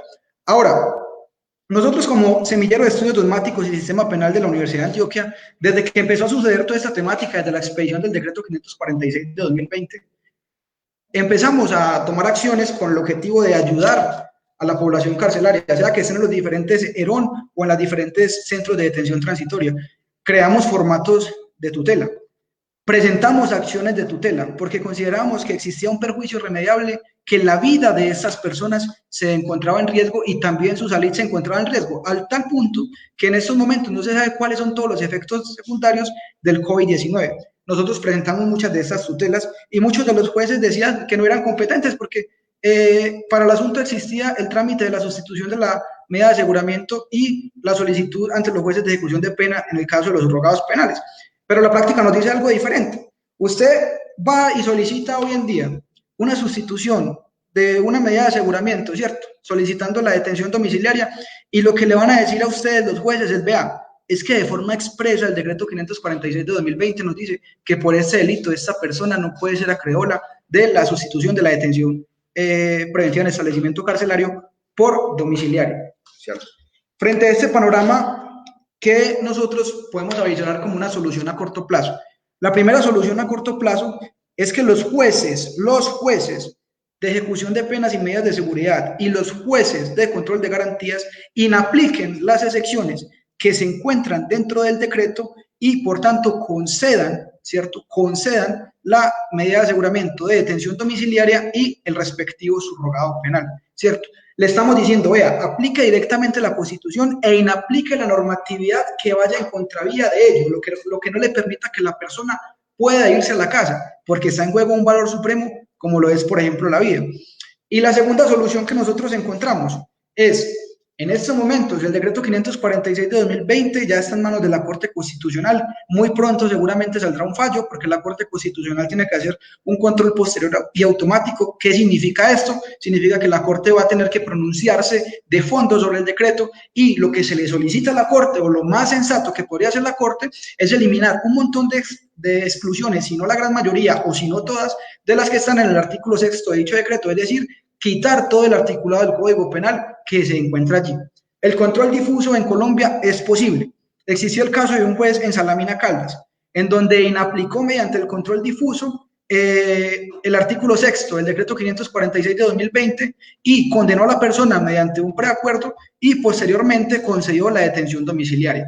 Esa sería la solución a corto plazo. Ahora, la solución a mediano y largo plazo, desde luego, es desmontar, empezar a depurar el Código Penal colombiano y empezar a mejorar las garantías de los procesados. En primer lugar, es empezar a depurar los delitos del Código Penal colombiano. ¿Por qué? Porque en Colombia, pues casi todos los delitos tienen una pena igual o mayor de 4 años de prisión. ¿Y cuál es el objetivo de esto? Pues el objetivo de esto es que cuando alguien está siendo procesado por alguno de estos delitos, pues se cumpla con el requisito de la detención preventiva en el establecimiento carcelario. Uno de los requisitos, ¿cuál es este requisito?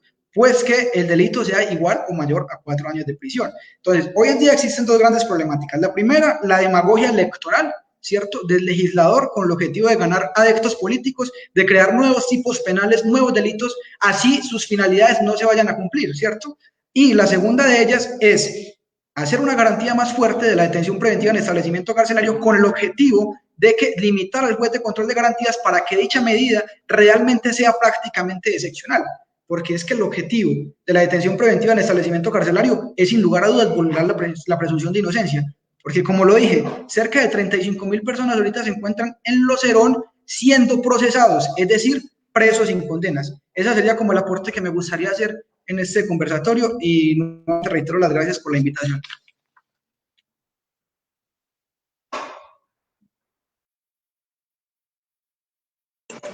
Bueno, a todos los participantes.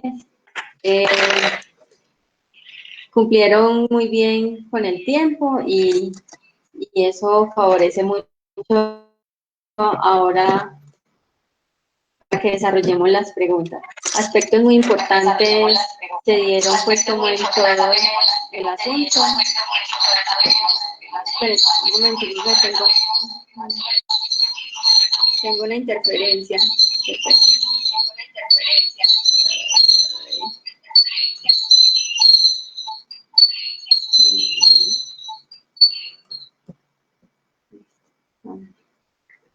¿Me escuchan bien? Sí, te escuchan. Bien, sí. Sí, muy bien.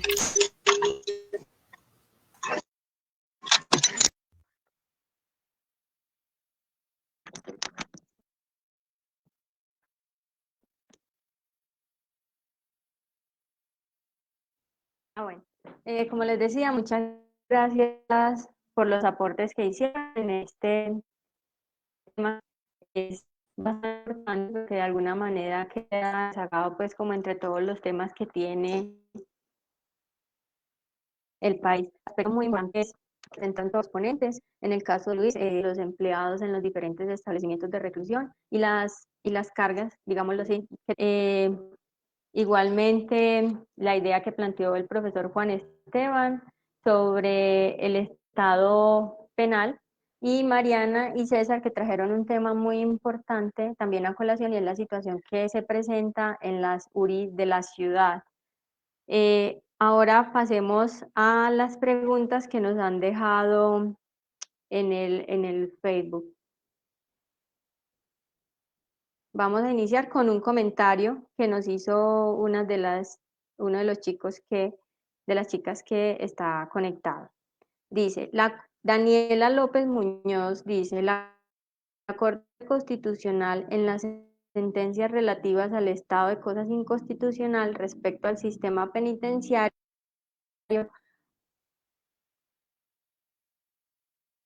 ha proferido órdenes difusas, lo cual impide la efectiva responsabilización de los entes institucionales, prestación intermediarios respecto a la prestación de los servicios que garantizan la efectiva protección de los derechos fundamentales de la población privada de la libertad.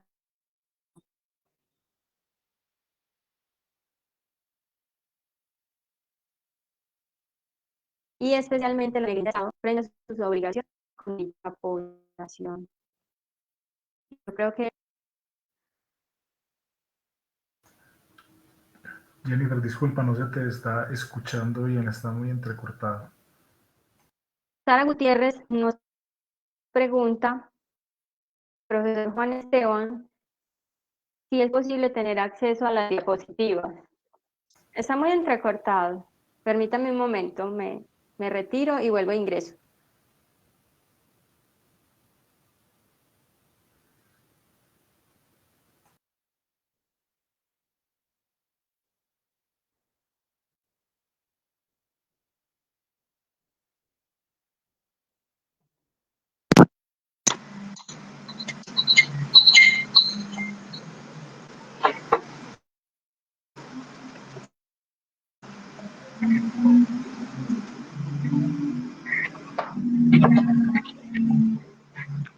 ¿Me escuchan en este momento?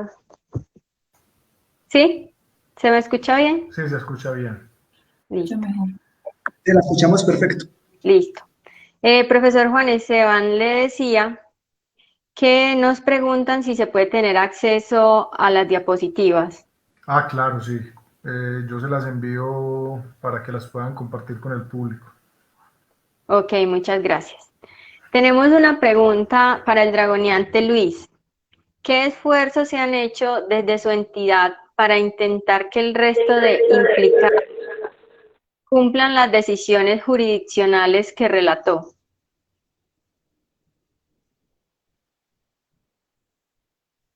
¿Me repite, Jennifer? Qué pena. Dice, ¿qué esfuerzos se han hecho desde su entidad para intentar que el resto de implicaciones cumplan las decisiones jurisdiccionales que relató?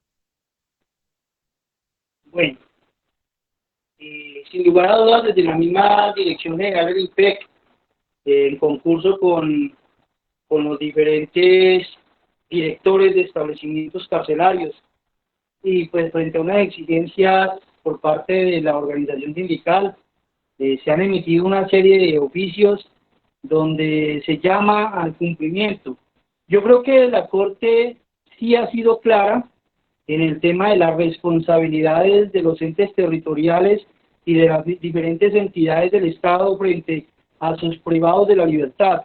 Yo creo que la misma Procuraduría General de la Nación en diferentes circulares ha manifestado esta obligatoriedad e incluso ha expresado su intención de advertir sobre iniciación de procesos disciplinarios a los alcaldes que no cumplan con estos artículos de la Ley 65 del 93. La Ley 17 del 9 del 2014 igualmente lo ratifica, y pues los organismos de control han sido vehementes frente a esta responsabilidad que hoy genera todo este tipo de consecuencias en la SURI y en las salas de paso pues de las estaciones de policía.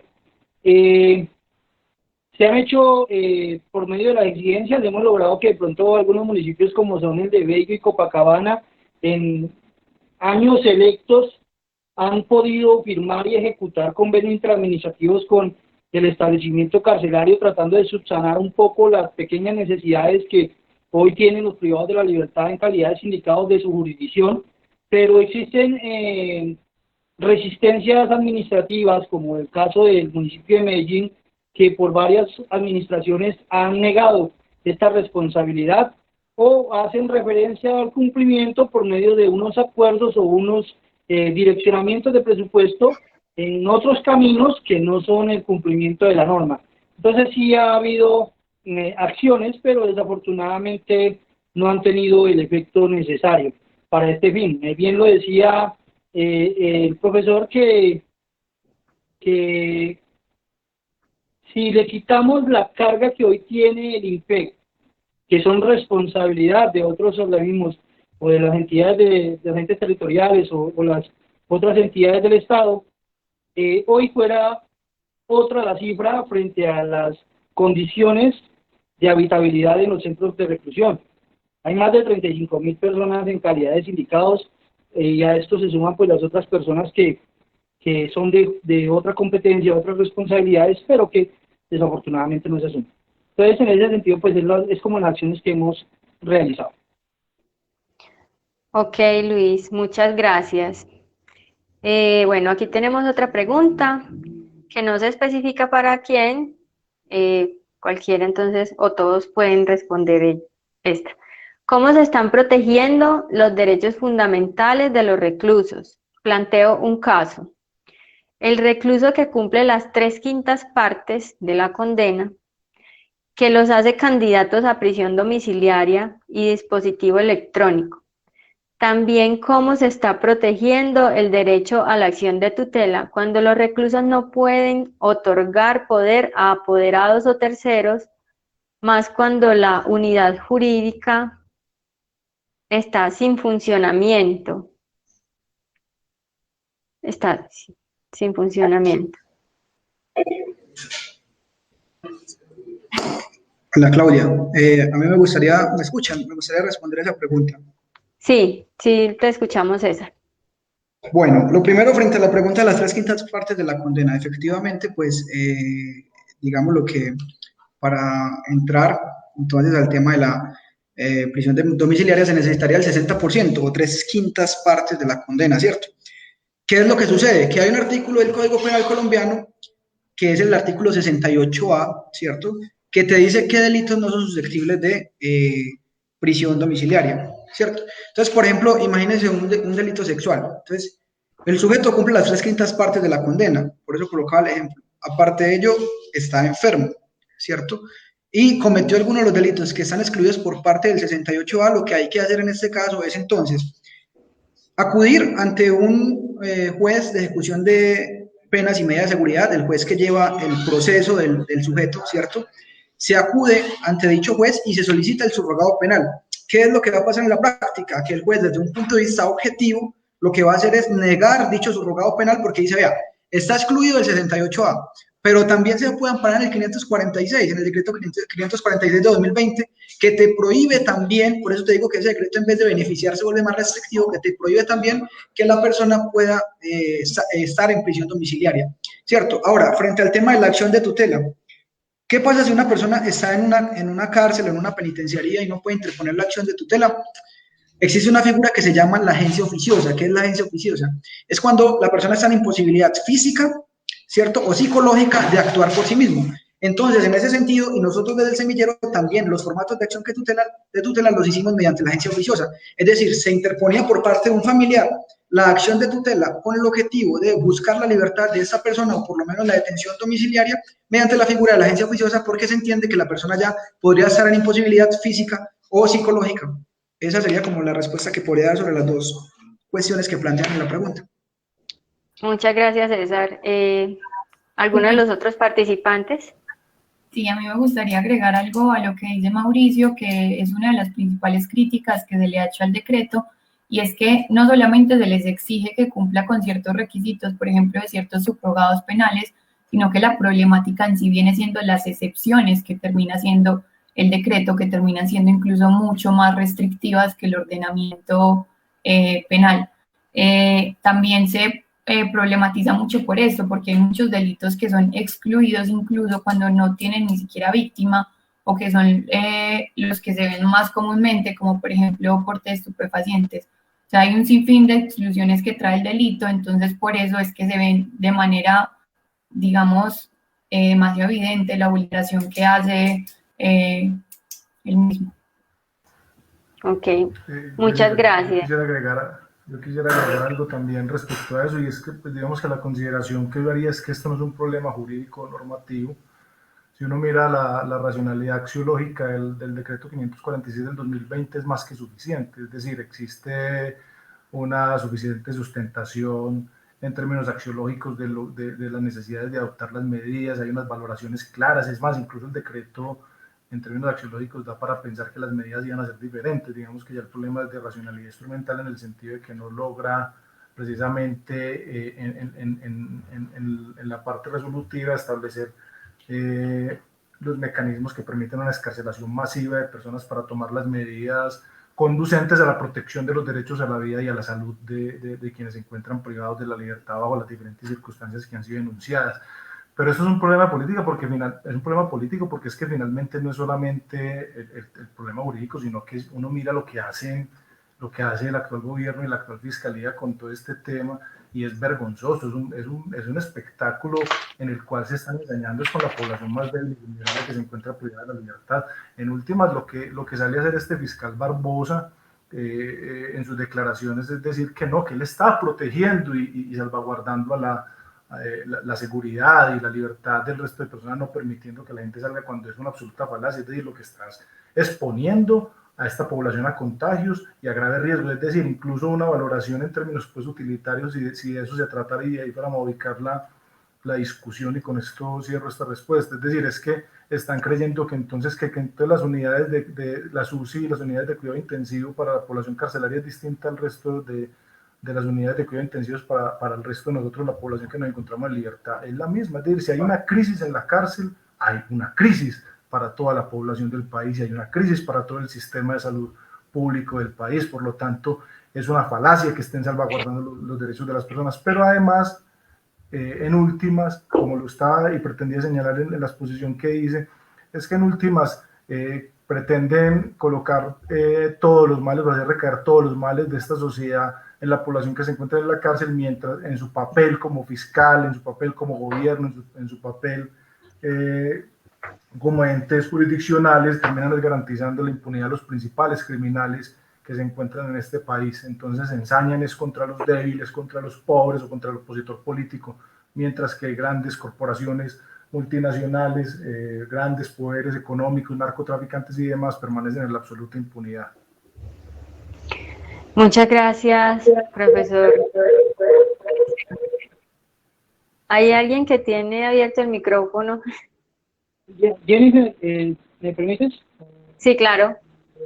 Bueno, es muy importante sumar a esto que las oficinas de asesoría jurídica al interior de los centros penitenciarios y carcelarios se encuentran en funcionamiento. Las oficinas las oficinas jurídicas, inclusive, porque hay una oficina, por lo menos en lo que trata en el establecimiento carcelario de Bellavista, hay una oficina en la parte interna que es de consultorio jurídico, y hay una oficina principal que es la oficina jurídica de todo el establecimiento.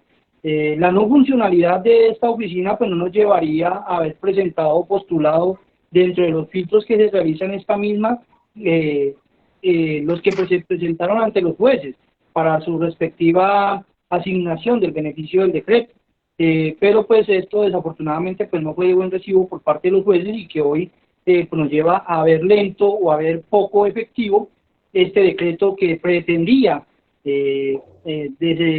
desescalonar el riesgo que existe al interior de los centros carcelarios. Las oficinas al interior de los centros carcelarios siguen en funcionamiento, el servicio penitenciario no ha cesado en ningún momento, se sigue elaborando día a día. Tenemos algunas restricciones por medidas preventivas, pero todo lo que es el aparato administrativo, jurídico, de redención, de actividades de redención de la pena, todas las actividades, el motor administrativo de los centros penitenciarios se están desarrollando con total normalidad. Pues hay unos distanciamientos que pues no nos permite realizar las actividades del centro educativo, de algunos talleres, pero que lógicamente pues se trasladan hacia los pabellones para que de allí se realicen por medio de talleres y otro tipo de medidas, toda la redención de la pena para lo que es la parte de formación, la parte del centro educativo. Pero lo que son las oficinas jurídicas, la oficina de atención y tratamiento de las personas privadas de la libertad, se están desarrollando y están funcionando con total normalidad. Eso quería aportar, por favor. Muchas gracias, Luis. Bueno, otra pregunta de Fernando Guerrero es: COVID nos está desnudando en varios temas que se venían ya gestando, pero que no quisimos voltear a ver. ¿Por qué ha fracasado el derecho penal moderno? ¿Por qué trata de legitimar el poder punitivo, un poder punitivo que es irracional, arbitrario, discriminador, selectivo? Reproduce la violencia, utiliza un discurso sobre el mito de que la pena cumple finalidades preventivas, y eso no es verdad.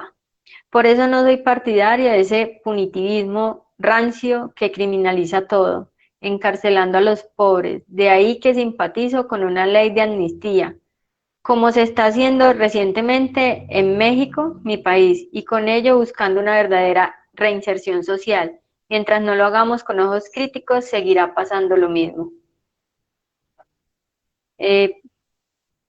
Profesor Juan Esteban, le cedo esta pregunta que nos hace este compañero de México.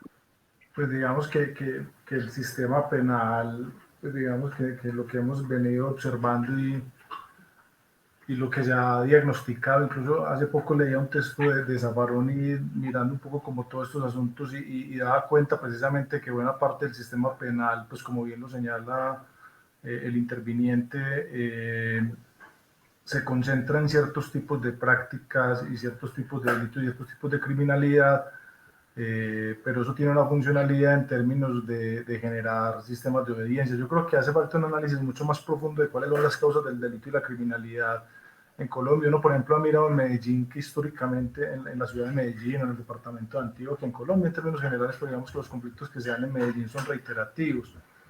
Se presentan fenómenos de reciclaje permanentemente de actores armados, tanto actores del conflicto armado en términos del VIH, se presentan reciclajes de actores que participan de las guerras entre combos y bandas, y constantemente se han desarrollado políticas de tipo securitario que han pretendido neutralizar estos asuntos, pero que en última nunca resuelven los conflictos que están en la base. Entonces digamos que hay una serie de conflictos, y con esto no quiero decir que sea la pobreza o la exclusión las que generan los delitos, sino que finalmente el problema de evitar que ciertos tipos de personas que se encuentran en situaciones de vulnerabilidad socioeconómica caigan en los mecanismos de la ilegalidad asociadas al crimen organizado y demás, es muy poco atendido. Digamos que la política criminal centralmente en Colombia se ha enfocado es en básicamente perseguir la figura del delincuente y el criminal, y muy poco en atender los fenómenos de la criminalidad, en el sentido de resolver los conflictos que están allí en la base. Entonces creo que eso es un asunto fundamental para tratar, pero además, pues obviamente, como lo ven insistiendo, digamos que ha sido el sentido de mi intervención, es que mientras esto sucede con ciertos sectores de la población, digamos que el poder punitivo se ensaña es con los eslabones más débiles de las cadenas de criminalidad. Y pues eso es lo que hemos estado vislumbrando en los últimos años, es decir, los grandes crímenes. Incluso a mí me faltó por hablar de los grandes crímenes ambientales, los ecocidios que se han venido cometiendo en el país, de cuenta de procesos extractivos, son crímenes que nos privan del agua, del aire. En Medellín, por ejemplo, en nuestra ciudad vivimos en una permanente emergencia por cuenta del aire, y el aire mata más gente que la violencia que se presenta en Medellín. Los cálculos más conservadores dan cuenta de que en Medellín, por cuenta de la contaminación atmosférica, mueren cerca de 2.000 personas, ¿cierto? Y los estudios de otros investigadores de la Facultad de Salud Pública propiamente dan cuenta de 3.000 o 5.000 personas. Y eso no es tratado como un fenómeno criminal, es tratado simplemente como un problema un problema medioambiental que requiere ciertas medidas, pero los responsables de estas muertes o enfermedades que se presentan por este tipo de fenómenos gozan de absoluta impunidad e incluso son los beneficiarios de las políticas públicas que están buscando precisamente corregir estos problemas, lo cual es un absoluto contrasentido. Entonces digamos que obviamente el sistema penal que tenemos hoy en día, la política criminal que nos domina, es una política criminal bastante injusta y que termina reproduciendo las injusticias sociales que todo el sistema posee en términos generales. Muchas gracias, profesor Juan Esteban. Tenemos una pregunta para todos los ponentes de Luis Morales. ¿Procedería un habeas corpus correctivo con base en la contingencia actual de COVID?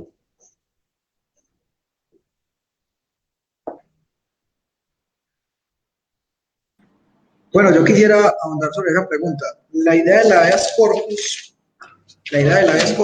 fue propuesta inclusive por un profesor de la Facultad de Derecho y Ciencias Políticas de la Universidad de Antioquia, el profesor Juan Fernando Gutiérrez. El profesor Juan Fernando Gutiérrez presentó el habeas corpus precisamente para los reclusos que estaban en la estación de policía de La Candelaria, pero dicha decisión de habeas corpus fue negada toda vez que el tribunal pues, la confirmó en el sentido de decir que el habeas corpus pues, procede cuando existe una privación injusta de la libertad y el tribunal se basa en cuestiones de meramente legalidad, que es, por ejemplo, una privación injusta de la libertad. Es cuando el sujeto, por ejemplo, es aprehendido o es capturado y no se resuelve la situación jurídica más allá de las 36 horas después de que es aprehendido o capturado, o que, por ejemplo, es aprehendido o capturado en una orden de captura, ¿cierto? Eso sería una situación de ilegalidad. Y entonces el tribunal lo tomó desde el punto de vista de la mera legalidad. Pero podría existir un análisis mucho más fuerte de decir que no solamente es una situación de ilegalidad, sino por qué no pensar en una situación de constitucionalidad, en el sentido de que no solamente se están vulnerando el derecho fundamental a la libertad de locomoción, sino muchos de los derechos fundamentales de las personas que están en la estación de policía de La Candelaria, como amenazar potencialmente el derecho fundamental a la vida y vulnerar los derechos fundamentales a la salud, como ustedes vieron en las imágenes. Entonces, dentro del ordenamiento jurídico procede, pues, digamos, lo que podría proceder, pero ya existe como una decisión del tribunal que dice que en estos momentos que no procede a pesar de todos los esfuerzos que de la academia y los sectores preocupados por esta situación hemos impulsado. Muchas gracias, César. ¿Alguno otro quiere dar respuesta a esa pregunta? Está bien.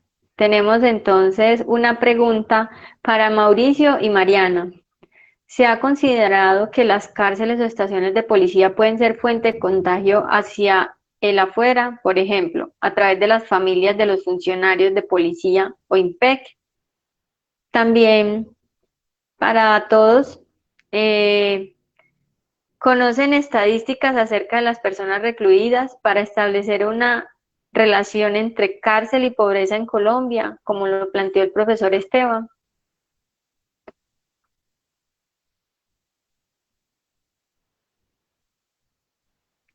Mariana. Sí. Como se mencionaba, esa es incluso una de las problemáticas de la falta de estructuración que trae el decreto 546 por la falta y el incumplimiento que hace respecto a los juicios de conexidad, finalidad y proporcionalidad.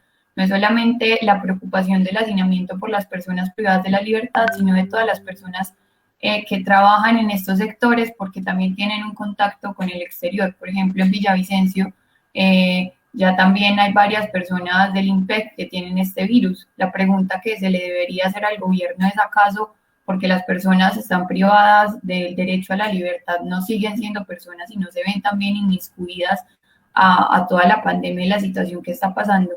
Ha sido una crítica muy fuerte, también como lo mostramos en las imágenes, las personas que trabajan allí ni siquiera cuentan con las dotaciones, como ya también lo decían ahorita los ponentes, y no están cumpliendo ni siquiera respecto a los derechos laborales que se les exige.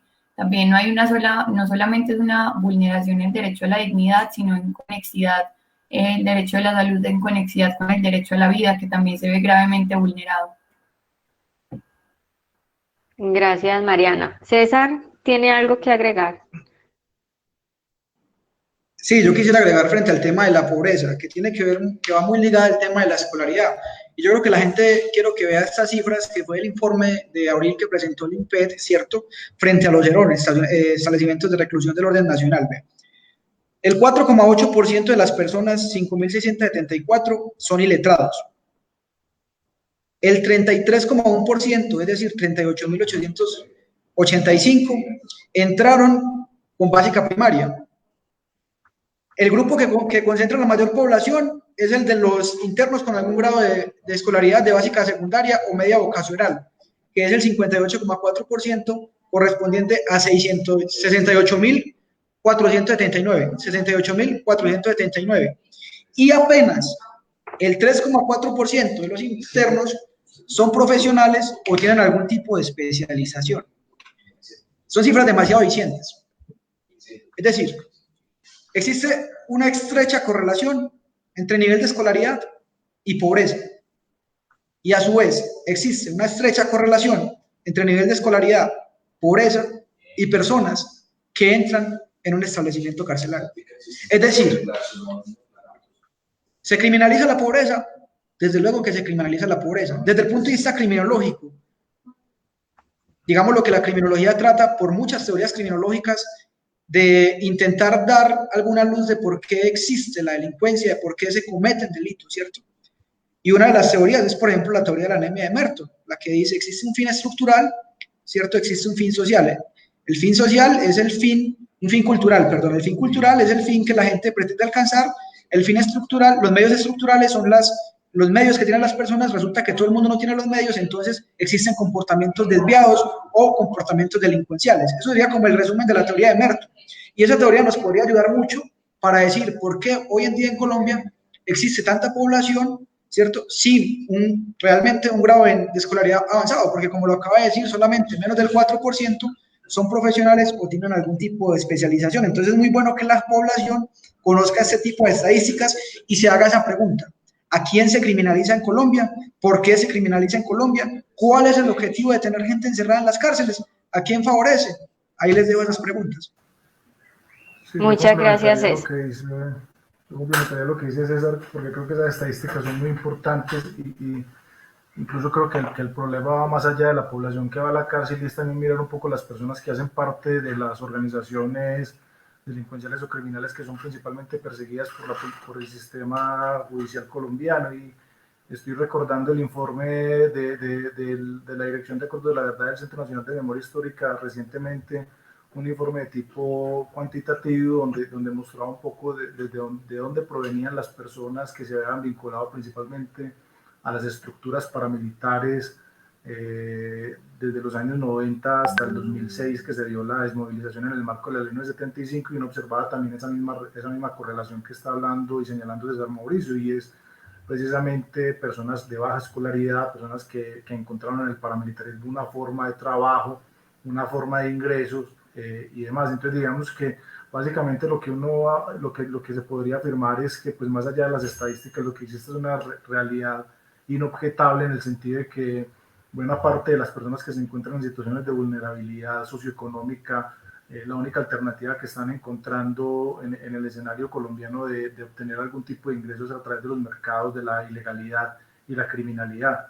Y en ese sentido, digamos que el fenómeno de atender no es precisamente, o de perseguir no es precisamente a las personas que se vinculan a este tipo de asuntos, sino resolver de base los conflictos que están en el trasfondo de estas situaciones, y es precisamente cómo lograr que exista una economía que sea más incluyente. Pues digamos que incluso ahorita hace poco, y hago un paréntesis acá porque eso está precisamente relacionado con todo este tema, aunque desde una mirada compleja, es que pues uno observa que siempre se ha hablado de las situaciones de rebusque de manera generalizada y seguimos subestimando los escenarios de la informalidad que se presentan en la economía colombiana. Y pues ahorita veíamos la última cifra de FENALCO, donde hablaba de cerca de 80.000 comercios cerrados en medio de la pandemia, lo que da cuenta de que incluso en los escenarios de la formalidad existen situaciones de rebusque permanente. Entonces, en ese sentido, cerrando ese paréntesis, lo que quiero señalar es que en última instancia el problema de muchas de las personas pobres que van a la cárcel es porque se encuentran precisamente los eslabones más débiles de las cadenas criminales, y es ahí sobre las que precisamente se hace recaer el peso del sistema penal colombiano, y por lo tanto digamos que las soluciones que habría que dar es precisamente cómo evitar que estas personas caigan en esos circuitos de economías ilegales y de organizaciones criminales, antes que tratar de simplemente psicologizar e individualizar el problema y tratar de mostrar como si fueran personas anormales. Básicamente es lo que se presenta en sus situaciones también de rebusque, que se terminan expresando en estos tipos de escenarios. Muchas gracias, profesor Juan Esteban.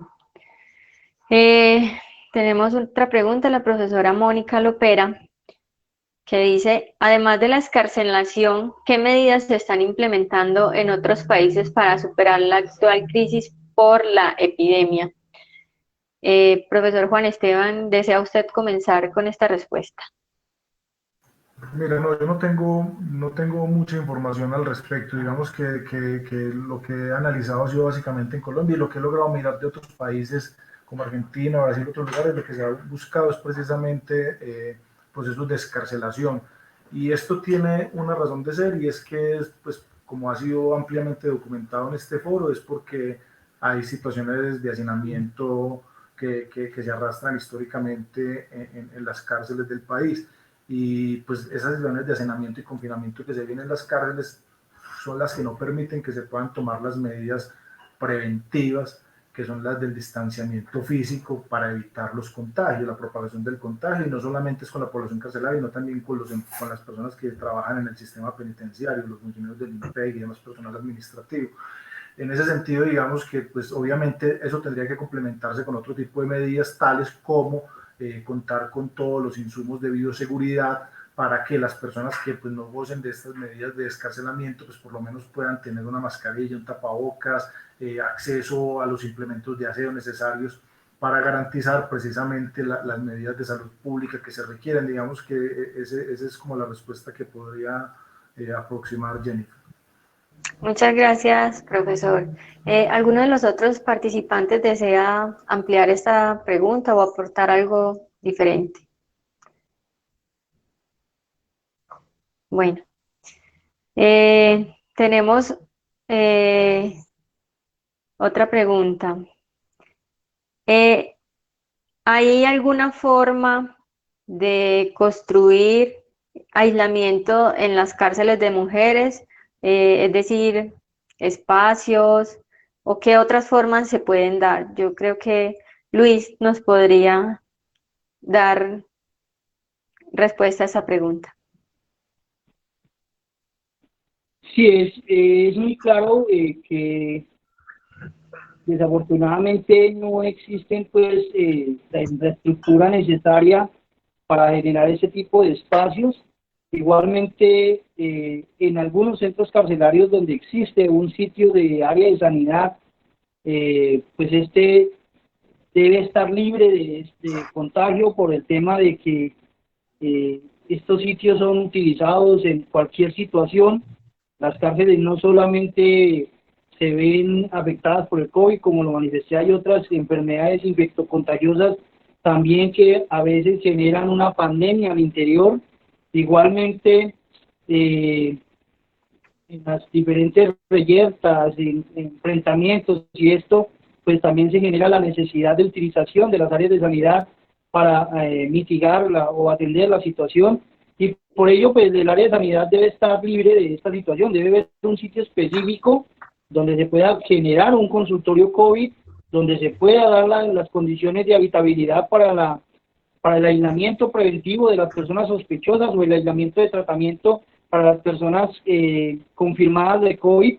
Y pues como lo dije, en los establecimientos de reclusión del orden nacional donde se encuentren estos sitios, donde se puedan habilitar estos sitios, pues desafortunadamente no hay de esas condiciones. Y en otros establecimientos carcelarios, más exactamente en los pequeños, en los de los municipios, va a ser muy difícil, implementar un espacio de aislamiento preventivo para evitar una propagación acelerada de este virus al interior de los centros carcelarios.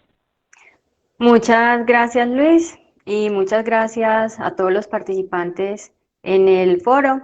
Para concluir, entonces, tenemos que la situación carcelaria se ha mantenido, digamos, durante el tiempo en condiciones de hacinamiento, incluso que se incrementa cada día más, que la mayor parte de las personas que se encuentran privadas de la libertad pertenecen a los grupos más vulnerables de la población, ¿cierto? Que han sido excluidos muchos de servicios básicos como educación, empleo, trabajo, vivienda y muchos otros pues que garantizan que el desarrollo humano de las personas se den en unas condiciones dignas y aptas, ¿cierto? Y esas personas por lo general han sido las que han ido a parar a los establecimientos de reclusión, o sea que estamos hablando de una doble exclusión, ¿cierto? Finalmente, digamos que en esta evolución que ha tenido el sistema penitenciario se han creado otras instituciones como la USPEC para dar curso a los problemas estructurales que ya se venían presentando, pero al parecer estos se han incrementado y no hay una respuesta efectiva del gobierno, ¿cierto? Entonces, frente a un sistema que ha sido opresor de la población y de alguna manera de los más vulnerables, ¿cierto? El Estado se ha encargado de ser, de alguna manera, castigado, el sistema penal se ha vuelto castigador, ¿cierto?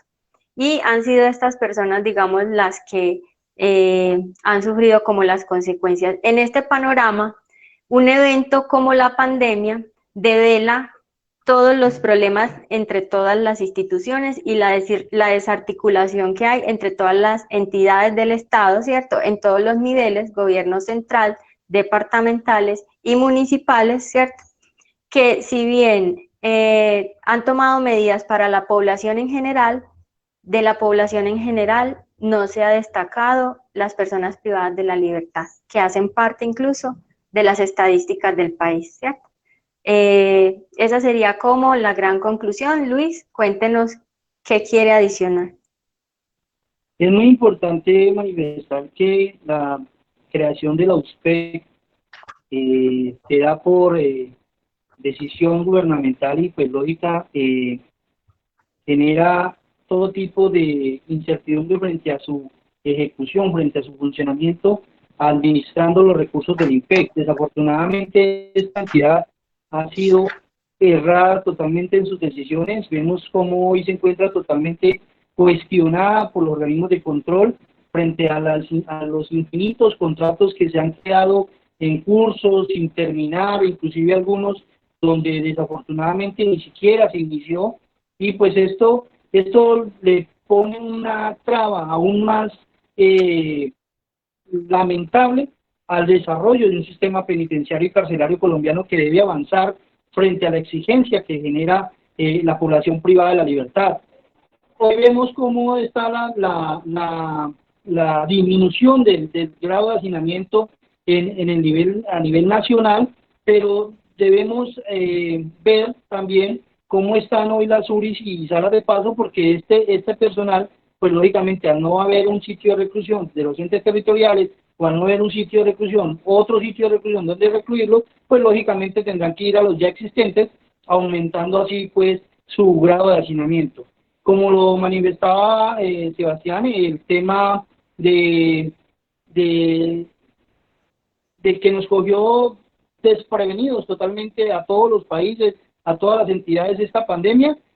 También es cierto lo que comenta el participante por FEX.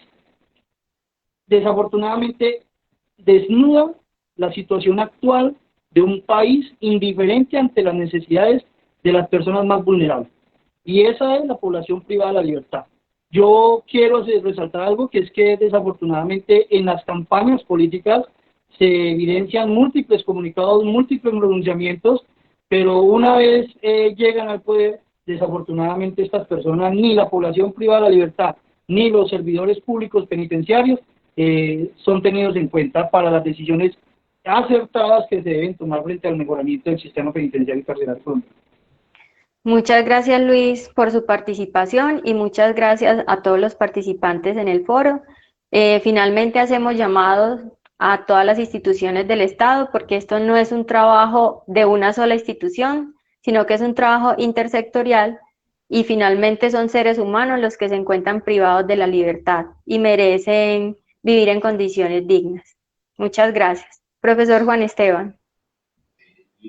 Muchas gracias, Jennifer. Pues antes de terminar, un agradecimiento y simplemente resaltar una idea final, y es que en últimas la política criminal y las ideas de delito que existen, yo creo que hay que entenderlas no de manera ontológica, sino como construcciones sociales, y comprender precisamente que las personas que se encuentran privadas de la libertad en muchos casos están privadas es por ejercicios de poder arbitrario que en ese tipo de construcciones sobre lo que es el delito y la delincuencia y la criminalidad se han visto favorecidas y en últimas hacen recaer el peso de todo su poder sobre esta población. Yo creo que es hora también de reevaluar, no solamente en medio del coronavirus, sino en términos estructurales, la cárcel. Digamos que la cárcel sigue siendo el gran fracaso de nuestro tiempo. La cárcel no resuelve ningún problema, los termina agravando, y las cárceles nunca han cumplido con esa tal finalidad de la resocialización, porque en últimas, o todas estas ideologías que rodean todo este discurso del sistema penitenciario y carcelario, porque en últimas lo que vemos es que las cárceles están sirviendo simplemente para generar obediencia